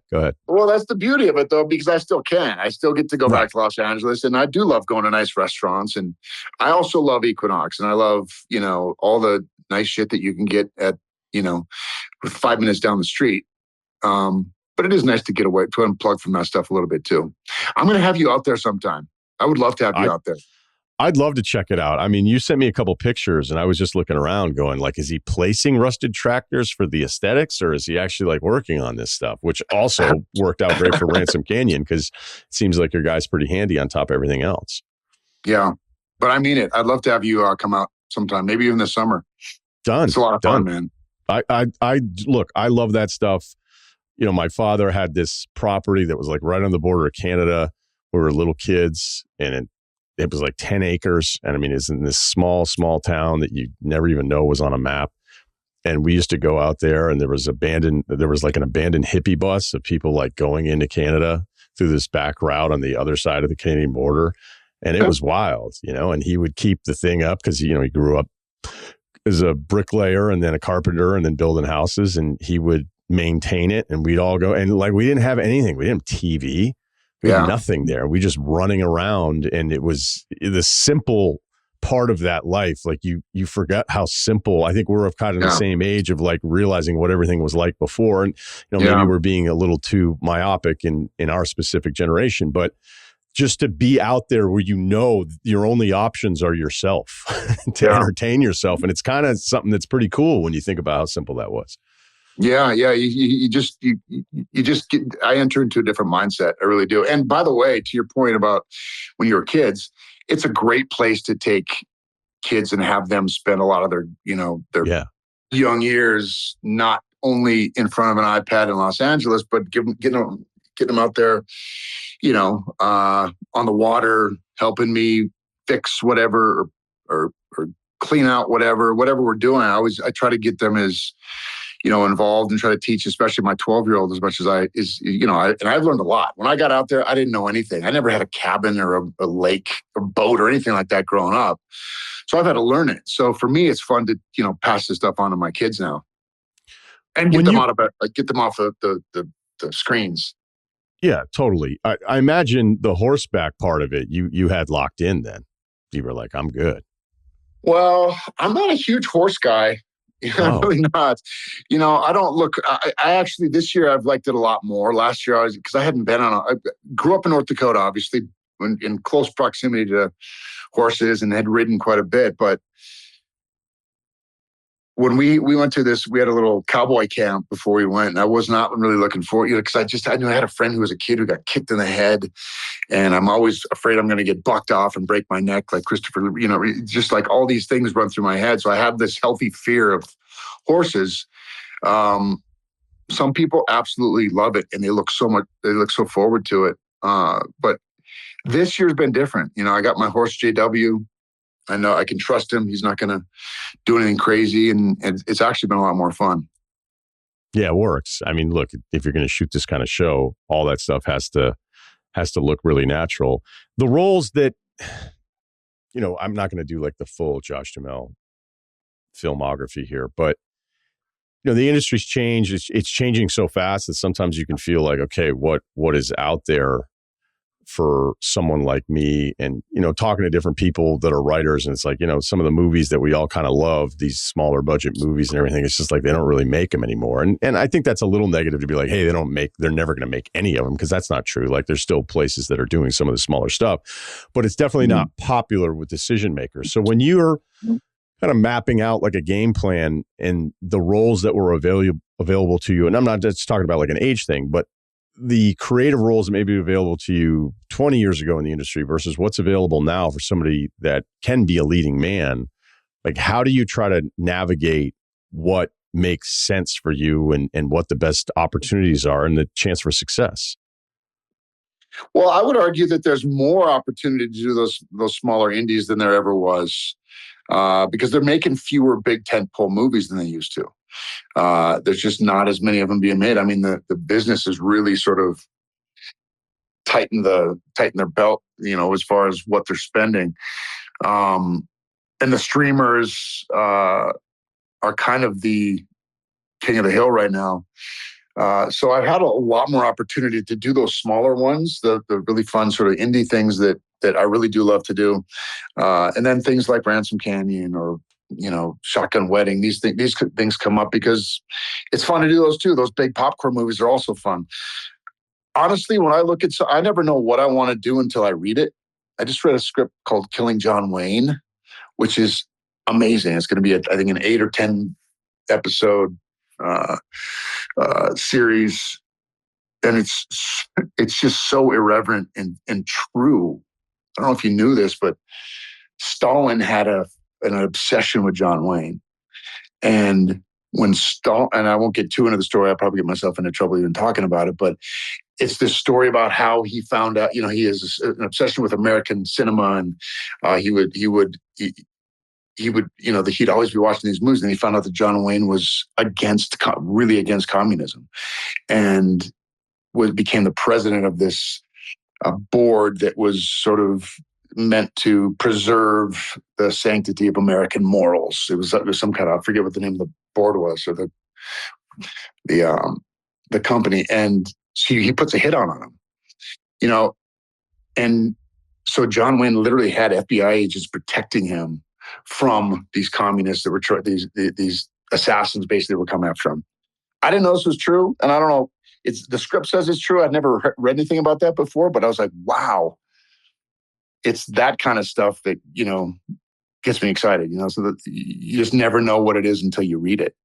So, are you saying then? Because I guess everything that I've read is more of maybe the studios are not interested, but the traditional studios. But your position is that because there's so much content in this battle for streaming, that there's more of an open-mindedness maybe on the streaming side of making these smaller things. Because I would argue that it felt like the studio shifted towards let's spend more money on less things as opposed to just buying up millions of scripts like they used to do in the past. Yeah, that might be true. Because I think there's just a lot of writers that would tell you it's harder, just stuff like, hey, this isn't going to work. But if you go towards some of the stuff that's happening now, you dial up the front page of Netflix and you're like, I don't even I have so much to choose from here. I know. Well, that's the problem too, is there's so much content out there. So, how do you decide, what's going to make noise and what's just going to, get lost in the sea of content. And for me, it's about just finding things, that really resonate with me, something I feel like I could, excel in, and something that's going to make some noise. It's not just going to be another version of whatever thing we've seen 20 times before. So I don't know. There is a lot of content. I think too much content. I think part of the, eventually they're probably going to end up consolidating a lot of these streaming platforms into, what used to be like a network, Fox, channel, NBC, CBS, yeah. But there'll be, it'll be a bunch of these streamers sort of conglomerated, and then there'll be 3 or 4 bigger ones that hopefully will make it feel like because it's just overwhelming. When you go to some of these sites, there's just too much content out there. How are you doing with your Vikings? Not great. Give me your overall position on where you're at. Well, I knew this probably wasn't going to be our year. I mean, we knew that JJ was probably not going to come in and take us to the promised land his first full season.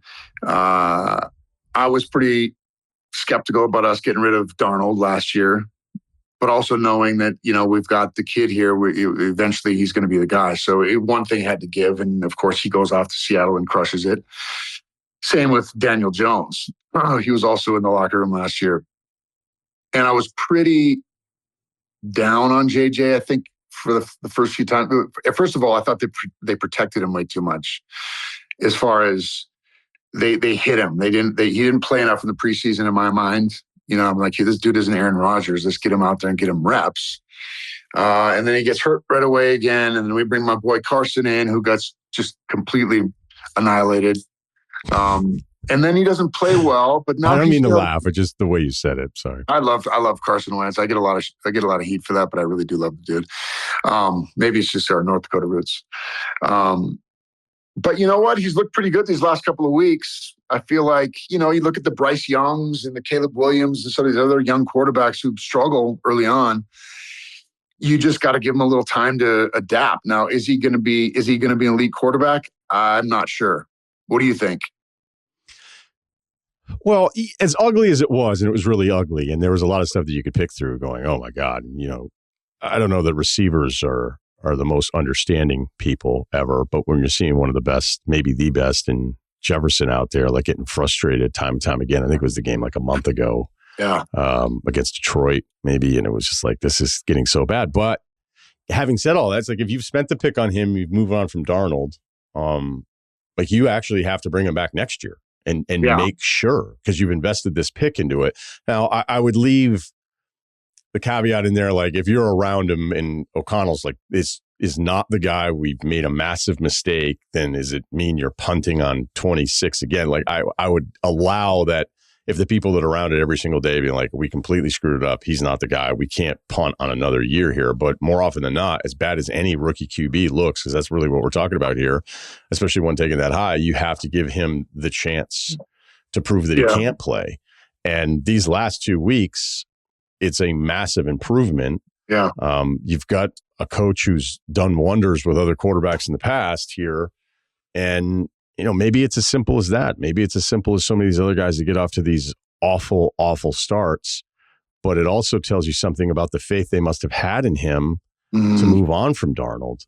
I'm not saying Darnold is perfect, but I mean, this guy prior to those last 2 games was in the MVP conversation in 24. Yeah. It's like, well, if they moved on from him, again, I'm not around it. So when they make that kind of decision and they seem like smart guys, especially at that position, they're like, they must love JJ. Like they must love this guy. And, you can go back and replay history and go, oh, well, he never was asked to do anything at Michigan. And why would you make this kind of mistake? And plenty of people that are smarter than us have made the mistake of the position over and over and over again. But I think it'd be incredibly unfair, as bad as it may end up looking on the entire season for JJ, to not even give him a chance going into 26. Yeah, I agree. I think we got to give him another season. And I do think he's shown enough improvement to earn that. I totally trust Kevin O'Connell. I feel like there's nobody better, grooming these young quarterbacks. And he obviously does see something in him. His accuracy, it needs to improve for sure. I don't think he's got a huge arm, but I think it's strong enough. He's not the most athletic, but he's pretty athletic.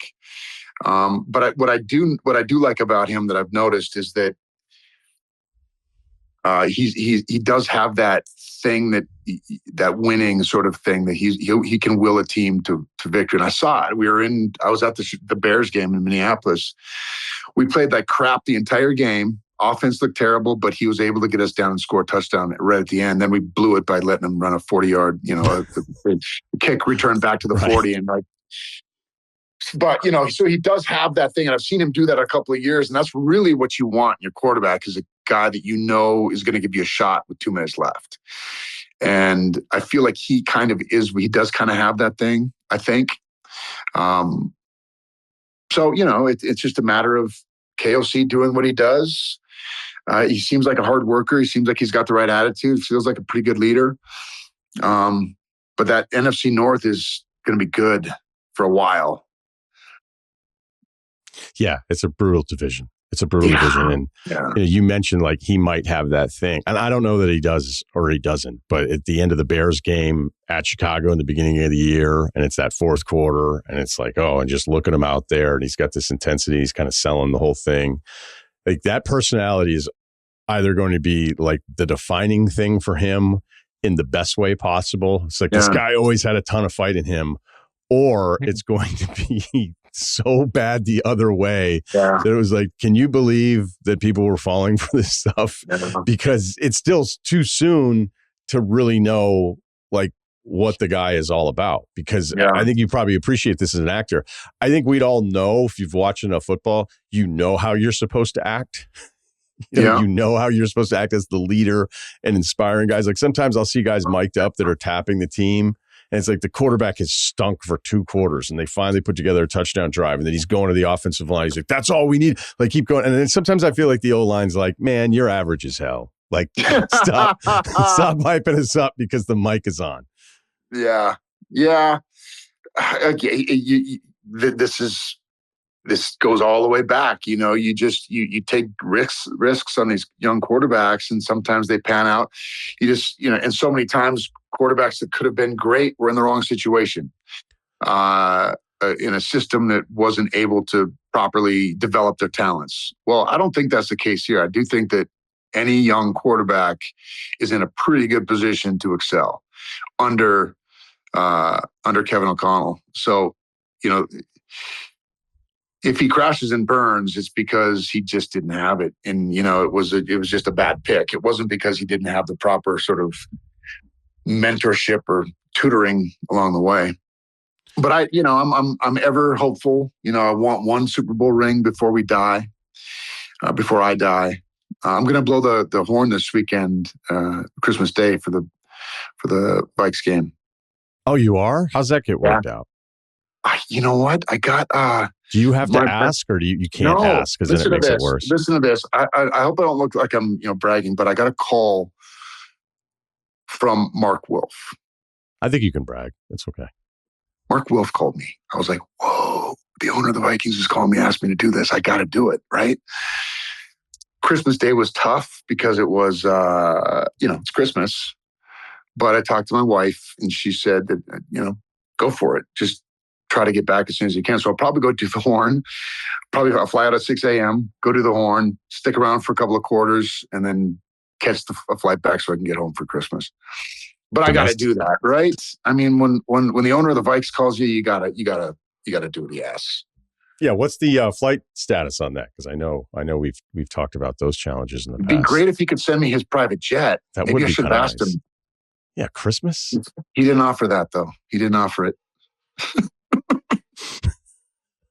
Well, hopefully the Vikings get it done before you get too old at some point. But I know with your new brand, and it's not just you in a partnership, this is something that you've done with Gatlin, where maybe you extend life long enough to extend that Vikings window. Maybe that should be my sole purpose and motivation behind this company. I just want to live long enough to see the Vikings win a Super Bowl. That's Gatlin's new mantra.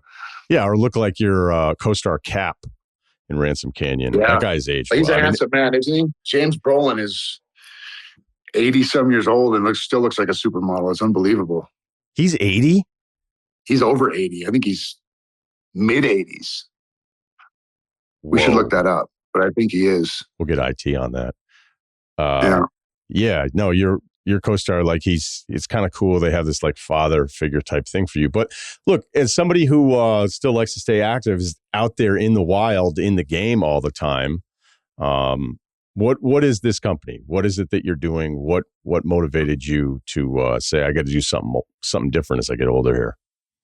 Well, it was my friend Fabian Calvo, who's my partner in this thing, had been developing this for a couple of years and came to me. And you can imagine the amount of blocking and tackling it takes just to get a telemedicine company and all the FDA compliance and everything else off the ground. So they'd done a fair amount of work. And at the time, it was just a testosterone replacement therapy company. I was like, oof, I'd been doing TRT for the last few years. So I totally believed in the stuff. But I didn't know if I wanted to be the face of it. And then I thought, you know what, why not? I should be the guy that does this. If anybody should be doing this, I feel like I should, because it really, truly changed my world. And, rather than getting out there and selling a vodka or tequila, I felt like, why not do something that's going to help a lot of guys and talk about this thing that nobody wants to talk about, take some of the shame off of it. It's got a stigma, there's a stigma attached, and guys generally don't want to, talk about losing their edge, but that it happens, and it happens to everybody. And so it was an opportunity, what was an obstacle in the beginning of not wanting to, share my dirty little secrets became an opportunity to, start the conversation and shine a light on something that I think that we all could talk more about because the shit works. Whether it's the peptides, BPC 157, the Wolverine stack that we got to get you on to help with your joints in your recovery, or Samorlin, or, there's so many things now that you can take, whether it's NAD or even for women, testosterone is a thing. I have some friends who were that had low TRT, female friends with low testosterone, and that completely changed their world. So, it's an opportunity to really sort of not only talk about it, but educate people about it. We've got an amazing group of doctors that do this stuff all day and are, some of the foremost longevity doctors in the world. So I'm excited about it. It's an opportunity to really do something that I feel can not only extend my life, but help other guys. And by the way, my dad's getting up there now, and that just dawned on me the other day that to your point earlier, with all of the new discoveries in this field and all the stuff that they have out there now, they say that if you can just like people of a certain age, if they can just live an extra 10 years, there's going to be so much advancement in longevity that people are going to live to much, much older ages and healthy ages, the longer health span. It's not just about the lifespan. It's about living a healthy, longer life. Yeah, I appreciate that you didn't go full abs on the website. You're doing you got the flannel on, a little outboard behind you. It's kind of like the everyman approach to this. Because like in all honesty too, like the stigma part of it, if you're of a certain age and you're going to your doctor and you're like, hey, what are the opportunities? And there's going to be a lot of doctors like, that's insane. You shouldn't be doing any of this stuff. And then there's going to be a wellness clinic that's like, what do you need?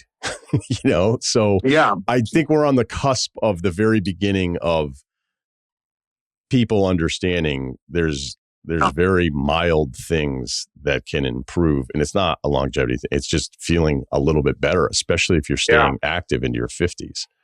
Yeah, exactly. I mean, that's the main thing. I'm not, of course, if guys want to get jacked and if they want to get part of this was vanity for me too in the beginning when I first started doing it. But now it's more about staying active, staying young, keeping my edge, staying in the game, being able to roll around with my kids in the dirt, just doing all the things. And I feel more healthy than I have even in my mid 30s. It's unbelievable. So I know 100% that this stuff works. And it's about, like you said, just improving your life. And once you start feeling better, you have more motivation to go do more, and it's all like a cyclical thing where if you're post Christmas, been drinking, been eating too much, it's hard to get that motivation up to get back into it. But once you start feeling better and looking better, you start making more money. You become a more present husband and friend or brother, whatever it is. I mean, all this stuff is sort of interconnected. And that was a big reason why I jumped into this too, is, I have a real curiosity about it. It's and all the stuff that they're finding, and there's all these new peptides that are going to be coming out, and people can believe it or not, but I just say that if you get your levels tested, get your blood tested, find out where your levels are at, what you're deficient in, what you can improve on. There are things out there that can really improve your quality of life. For more information on that, you can go to Gatlan.com. That's GATLAN.com. Yeah, man, I'd say let's connect in LA, but I'm down for the cabin visit because I do like that stuff, especially if you have internet. Oh yeah, we do. Starlink, baby. I imagine so. And make sure you check out Josh on Ransom Canyon, Netflix. And again, congrats on season 2, man. So when's that one coming out? They're saying early summer. I've heard May, I've heard June, and I've heard July. I don't know. I don't even know if they know yet, but it's going to be good. All right, man. Well, I'm happy for it. I always love catching up. So thanks. Appreciate you having me, Ryan. And I mean it. You got to come to the cabin this summer. Let's figure it out. You want details? Fine. I drive a Ferrari, 355 Cabriolet. What's up? I have a ridiculous house in the South Fork. I have every toy you can possibly imagine. And best of all, kids, I am liquid. So, now you know what's possible. Let me tell you what's required.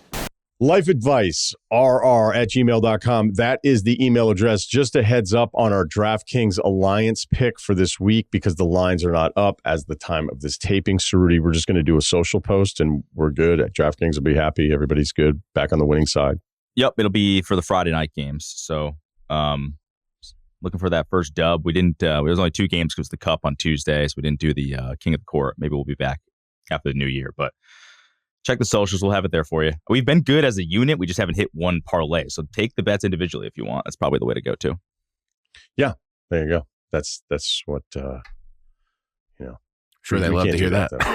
Yeah. Well, no, I mean, look, the bet's been both, good. Dot. Let's pick it up here. A couple moments here to follow up on. We have had a stream of emails.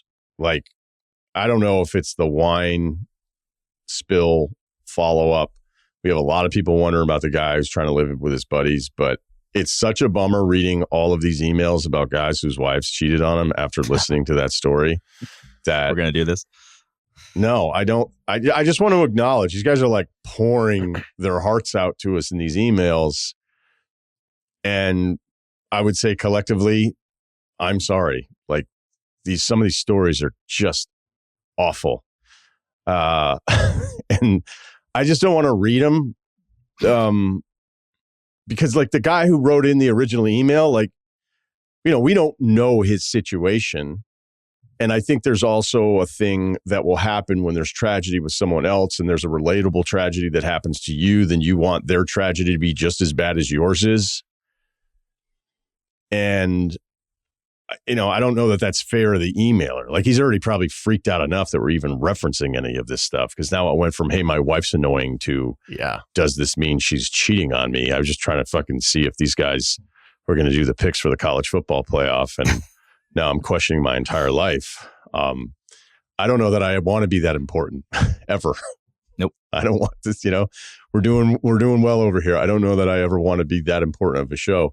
So I think the emailer, he's not following up. It's just, I've seen your emails. I've read your stories. I'm sorry.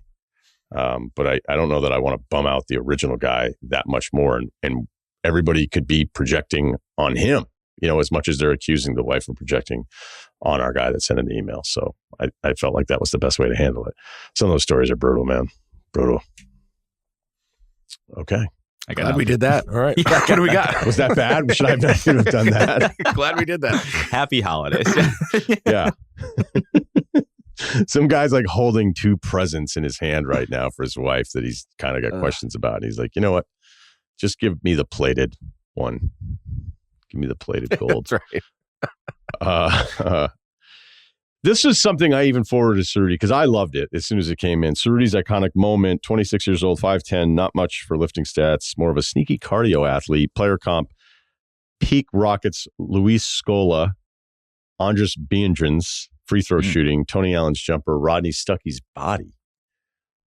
I thought Rodney Stuckey's body was fine, I think. I'm an avid listener. We'll alternate between the audio and video format of the podcast, depending on the time of day. Approximately 6 months ago on the podcast during Life Advice, Ceruti gave a cowboy impression accent saying, yeah. Was it Ryen broke out in laughter like nothing I'd ever seen before. It was all caps, incredible. Can anybody, you or the listeners, remember what episode that was? Because something triggered me to remember it today, and I had an instant deja vu, and I needed to listen to this 30-second clip again to relive the glory. Thanks in advance.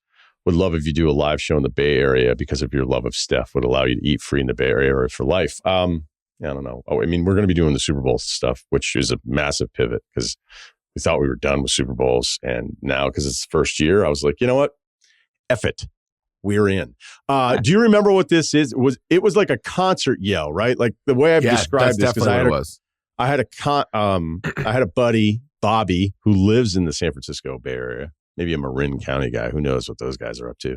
But he used to do this concert yell, and it was like the idea of like thumb in your jean pocket, maybe a beer or a Johnny Walker, and you're like Steve Miller pregame parking lot, and you're just letting out this concert yell. Is that what you did for us? Because I love it. I remember, I remember the noise. I don't remember why we got into it.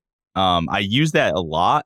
It's just like a yeah kind of thing, you know. Like I don't know what else. Like I use it. Wasn't higher. I don't think it was higher. Well, That's Randy usually my Savage go-to. too. But I don't remember the context. I certainly don't remember what the episode was. I now would also like to go back. So if anybody has some free time, let us know, because I'm interested in why I even did that in the first place. But I'll do that around the house, and Maddie thinks it's kind of funny. So what is it again? Yeah, it's kind of like a Macho Man. No, it's not that. Yeah, it's It's like a sarcastic tough guy. I don't know why. Like, you know, a guy who, I don't know, maybe like you're listening to Creed in the garage by yourself, hitting some golf balls. I don't know. And you're just loving life. And it's just you're happy to be alive kind of thing. Do you know what I'm talking about, though, with the Steve Miller guy? Like, it's a higher pitch and it's louder. It's like, no, I can't. Do love Steve Miller, though. Love Steve Miller, man. Who doesn't? Are you talking more of a woo? It's more like a yelp, where it's like, it's not a woo. It's not a woo, but it's like a hoot.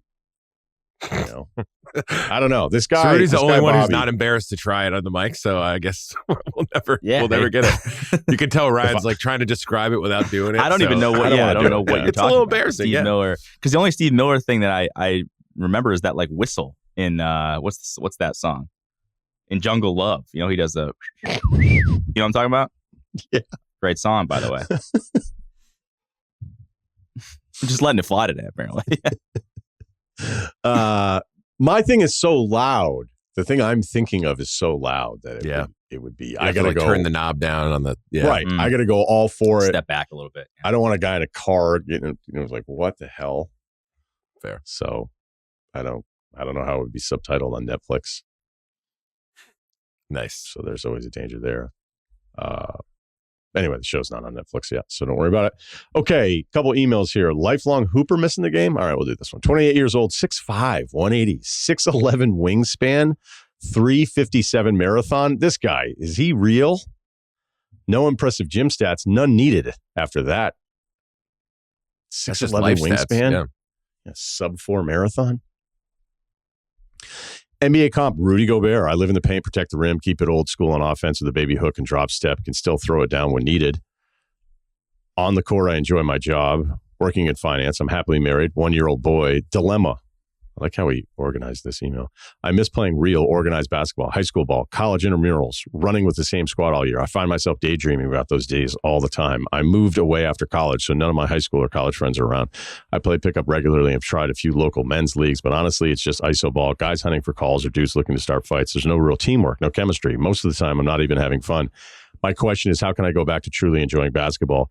I don't see a way to recapture that feeling I had when I was younger, and honestly, that bums me out. Have you guys dealt with this, or do you know anyone who has? Any advice would mean a lot. Appreciate you guys. Keep up the great work. I think I know. Does he just miss being in a basketball team? Like, does he miss a locker room? That's what everyone misses the most from basketball, right? I mean, what happened to the game I loved? Mark Jackson, you know? Go ahead, Ceruti. I think you got to find, what time do the old guys play at the Y? There you go. Because those guys play the right way. Real teamwork and, guys. You know, you might not win as much as you want, but they're like at least going to move the ball. They communicate on defense. They certainly aren't isoing anybody, trying to take anyone off the dribble. That's, if you're looking for like the pure form of basketball, that's probably what you got to do. Because I remember, like, I haven't played the Y in a long time, but there were a bunch of old guys that were skill level, probably not as good as some of the other guys, but I would have 100% draft for them first if we were doing like a fantasy draft of guys that we could have picked at the Y. And so I think that's probably your move. You need a good balance of the young and the old. So if you can find a couple of your buddies that you trust or anybody that you kind of know that you like, and then mix in a couple of old heads, guys that are kind of maybe wearing like gray, a lot of gray. Yeah. Maybe some New Balances, who knows? New Balance, that's the kind of guy you want to play with. Yeah, hit the blue plate special after a dub. That'd be great. Mm-hmm. I feel like the old guys are still wearing Under Armour. Yes. That's like a good indicator. So like it went from a younger thing, compression, and now I feel like the older guys are super late to the compression thing, and they haven't gotten the memo that shorts. some of the stuff compression wise doesn't, like, you don't have to wear this out. Although I respect it. I've brought that up numerous times. I see a guy out in a compression Under Armour full sleeve and he's gone out to drink that way. Jeans. It's like, yeah. It's like his drinks will be jeans. on me tonight. Like, do you want to say hi? No, I don't want to meet him. I definitely don't want to talk to him, but I want that move to be acknowledged and respected. I've talked about that before. Yeah, that's the move. I mean, there were different games when I was still playing, when I'd show up in Hartford or something, and especially if you were like the only white guy and you were older, I'm like, okay, no one's ever going to pass to me. I think a couple times I may have said, like, I'm not here to set fucking screens all day, guys. And then it's just a bunch of younger kids looking at you, just being like, what the fuck? You know, and then it's kind of on you. And then, you know, whatever. Just nobody's going to pass you the ball. But the older games, and since you're 28 and it sounds like you've got some frame here, like, it's going to be up to you to like understand like how much older the guys that you're playing with are. Like, I know, like, you're not going to want to go in and be like, yeah, but if I play with these guys, like, no one can handle me physically and it's not going to be as much fun. I actually think it will be more fun. I think the overall message that I would say to you is that if you love basketball this much and you're 28, do not let anything get in the way of you, like, playing bad games, because I'd rather play in bad games and be able to run around and move than play in no games. Because if you do the long gap of not playing and then you come back, it's going to be a disaster. So just keep playing. And I think Ceruti nailed that one with the older guy thing, because I don't know. I played in like a men's league towards the end of me playing, like in pickup stuff, and you know, half the games were great and half the games were terrible. So, you know, the thing about sign-up sheets is the sign-up sheet doesn't know what your deal is. You just write the check.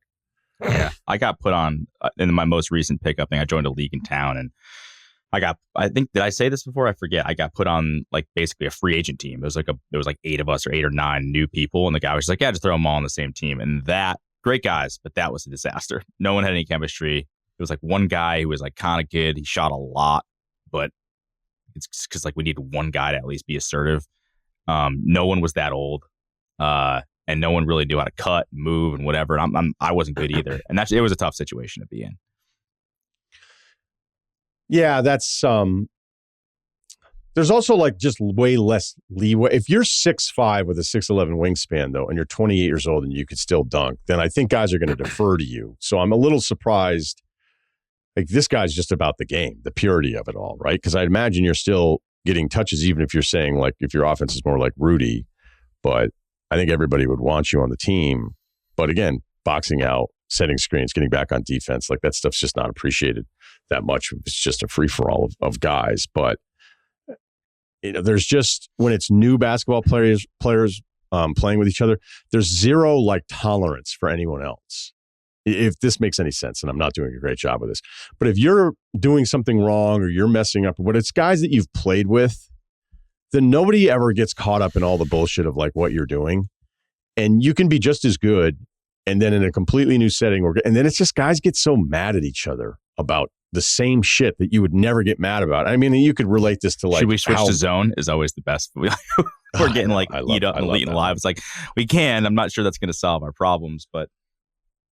I remember this one game I played in where it was a bunch of guys that always played this like half court thing. So it wasn't even like a full run. And I got so mad at it because like they got burned in the same pick and roll like it was like 8 buckets in a row. And I was like, are you just going to let this happen the whole fucking time? And then none of them knew me except for one guy. And then I was like the dick, but I couldn't take it anymore. Like, I think they figured out how to break the D guys, and you're like off to the side. And then you're like, well, then I'll jump in here. And if you can't figure out what it is that they're doing when they've done it 8 times in a row and you're not doing anything different, like, what the fuck are we doing? Yeah, I don't know.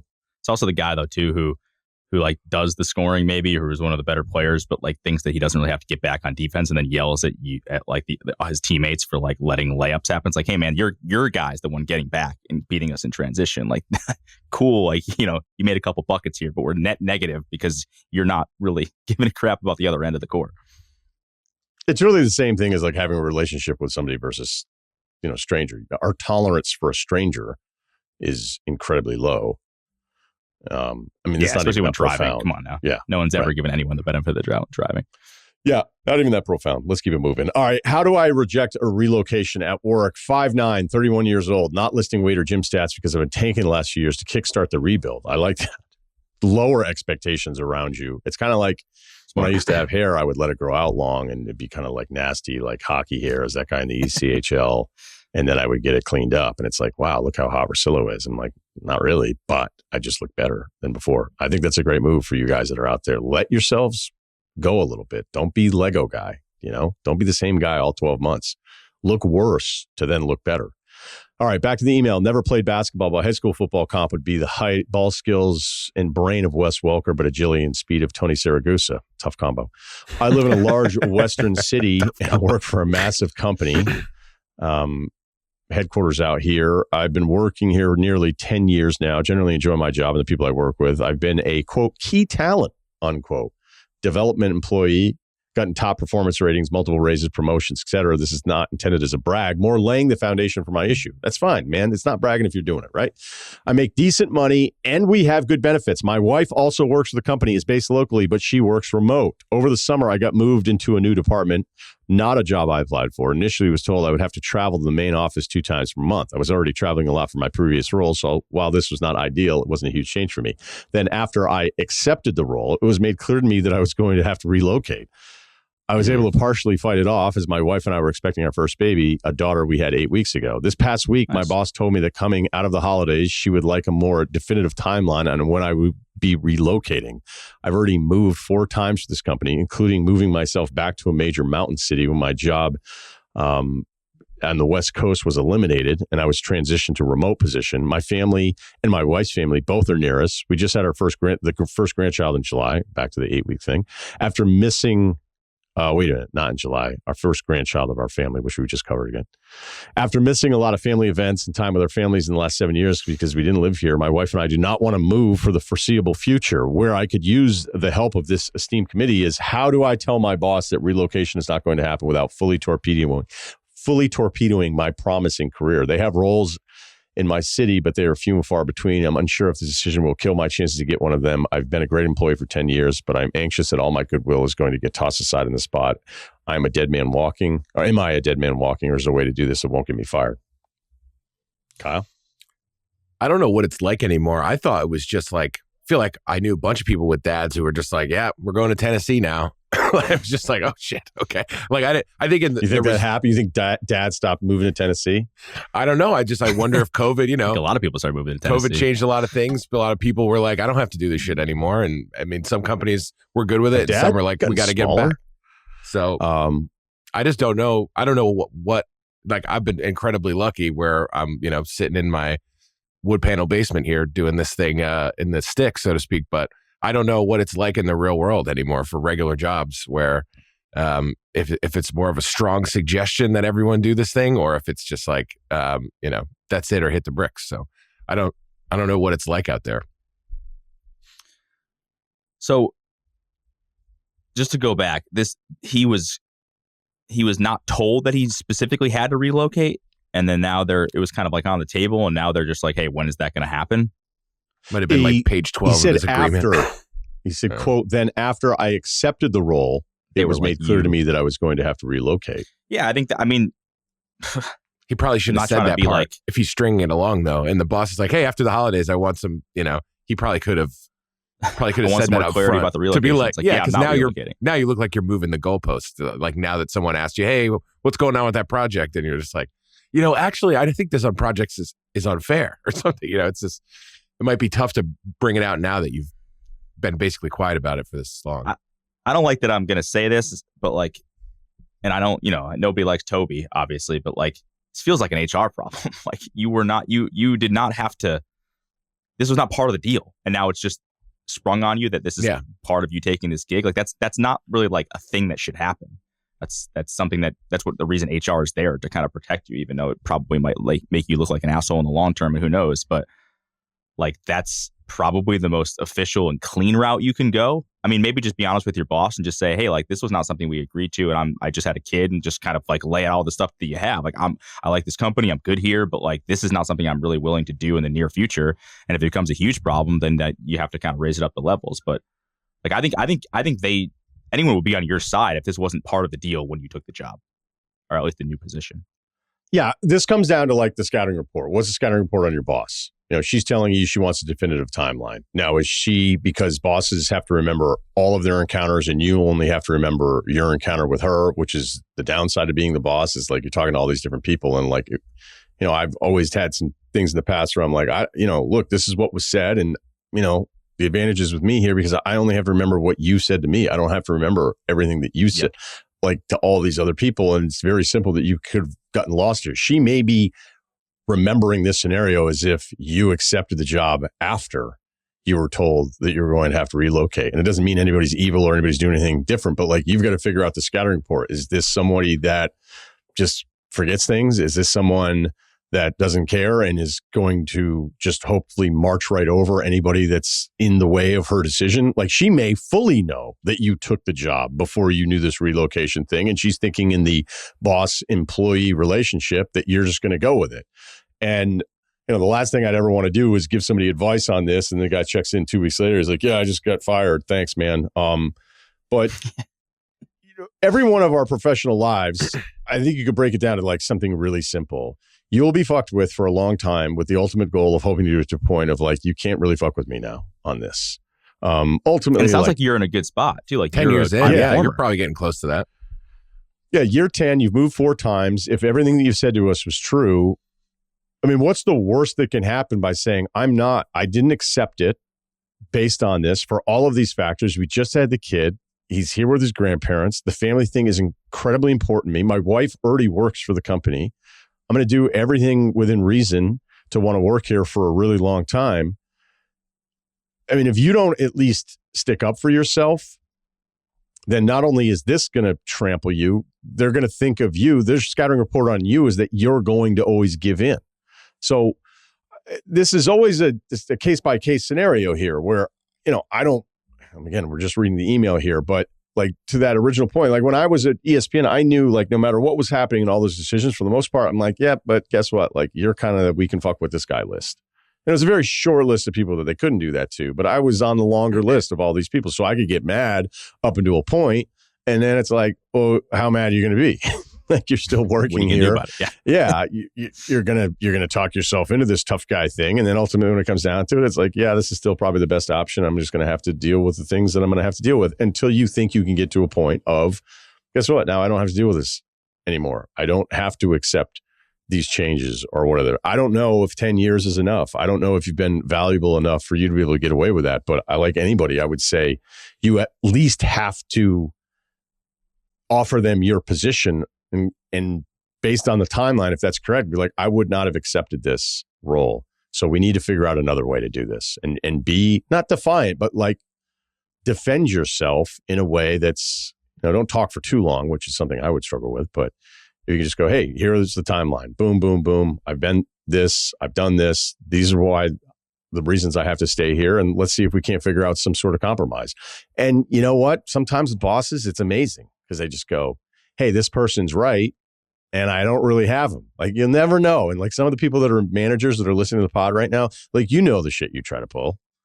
Like, you know some of the stuff that you try to pull on people. It's like, well, maybe I can get this person to go over here, and I'm trying to like figure out all this stuff. And, you know, sometimes it's great too as an employee. Like, if you become the employee, it's like, I can't really fuck with that guy, and he's valuable. Mm-hmm. So again, I don't want to get an email in here and be like, yeah, great, they let me go. But if everything you said to us in this email is true, you at least have to present your case and go in there in a way that they feel like there is no leeway. Because they'll take advantage of that too. All right, that'll do it for Life Advice. Thanks, Kyle. Thanks, Steve. Make sure you check out our YouTube page and subscribe. And also, the holiday schedule. How are we doing this? We're doing a Monday pod and a Wednesday pod? Yep. We're going to have Gruden on Monday and Fred Warner on Wednesday. Sounds like that'll be some good content. Ryen Russillo Show, part of the Barstool Network.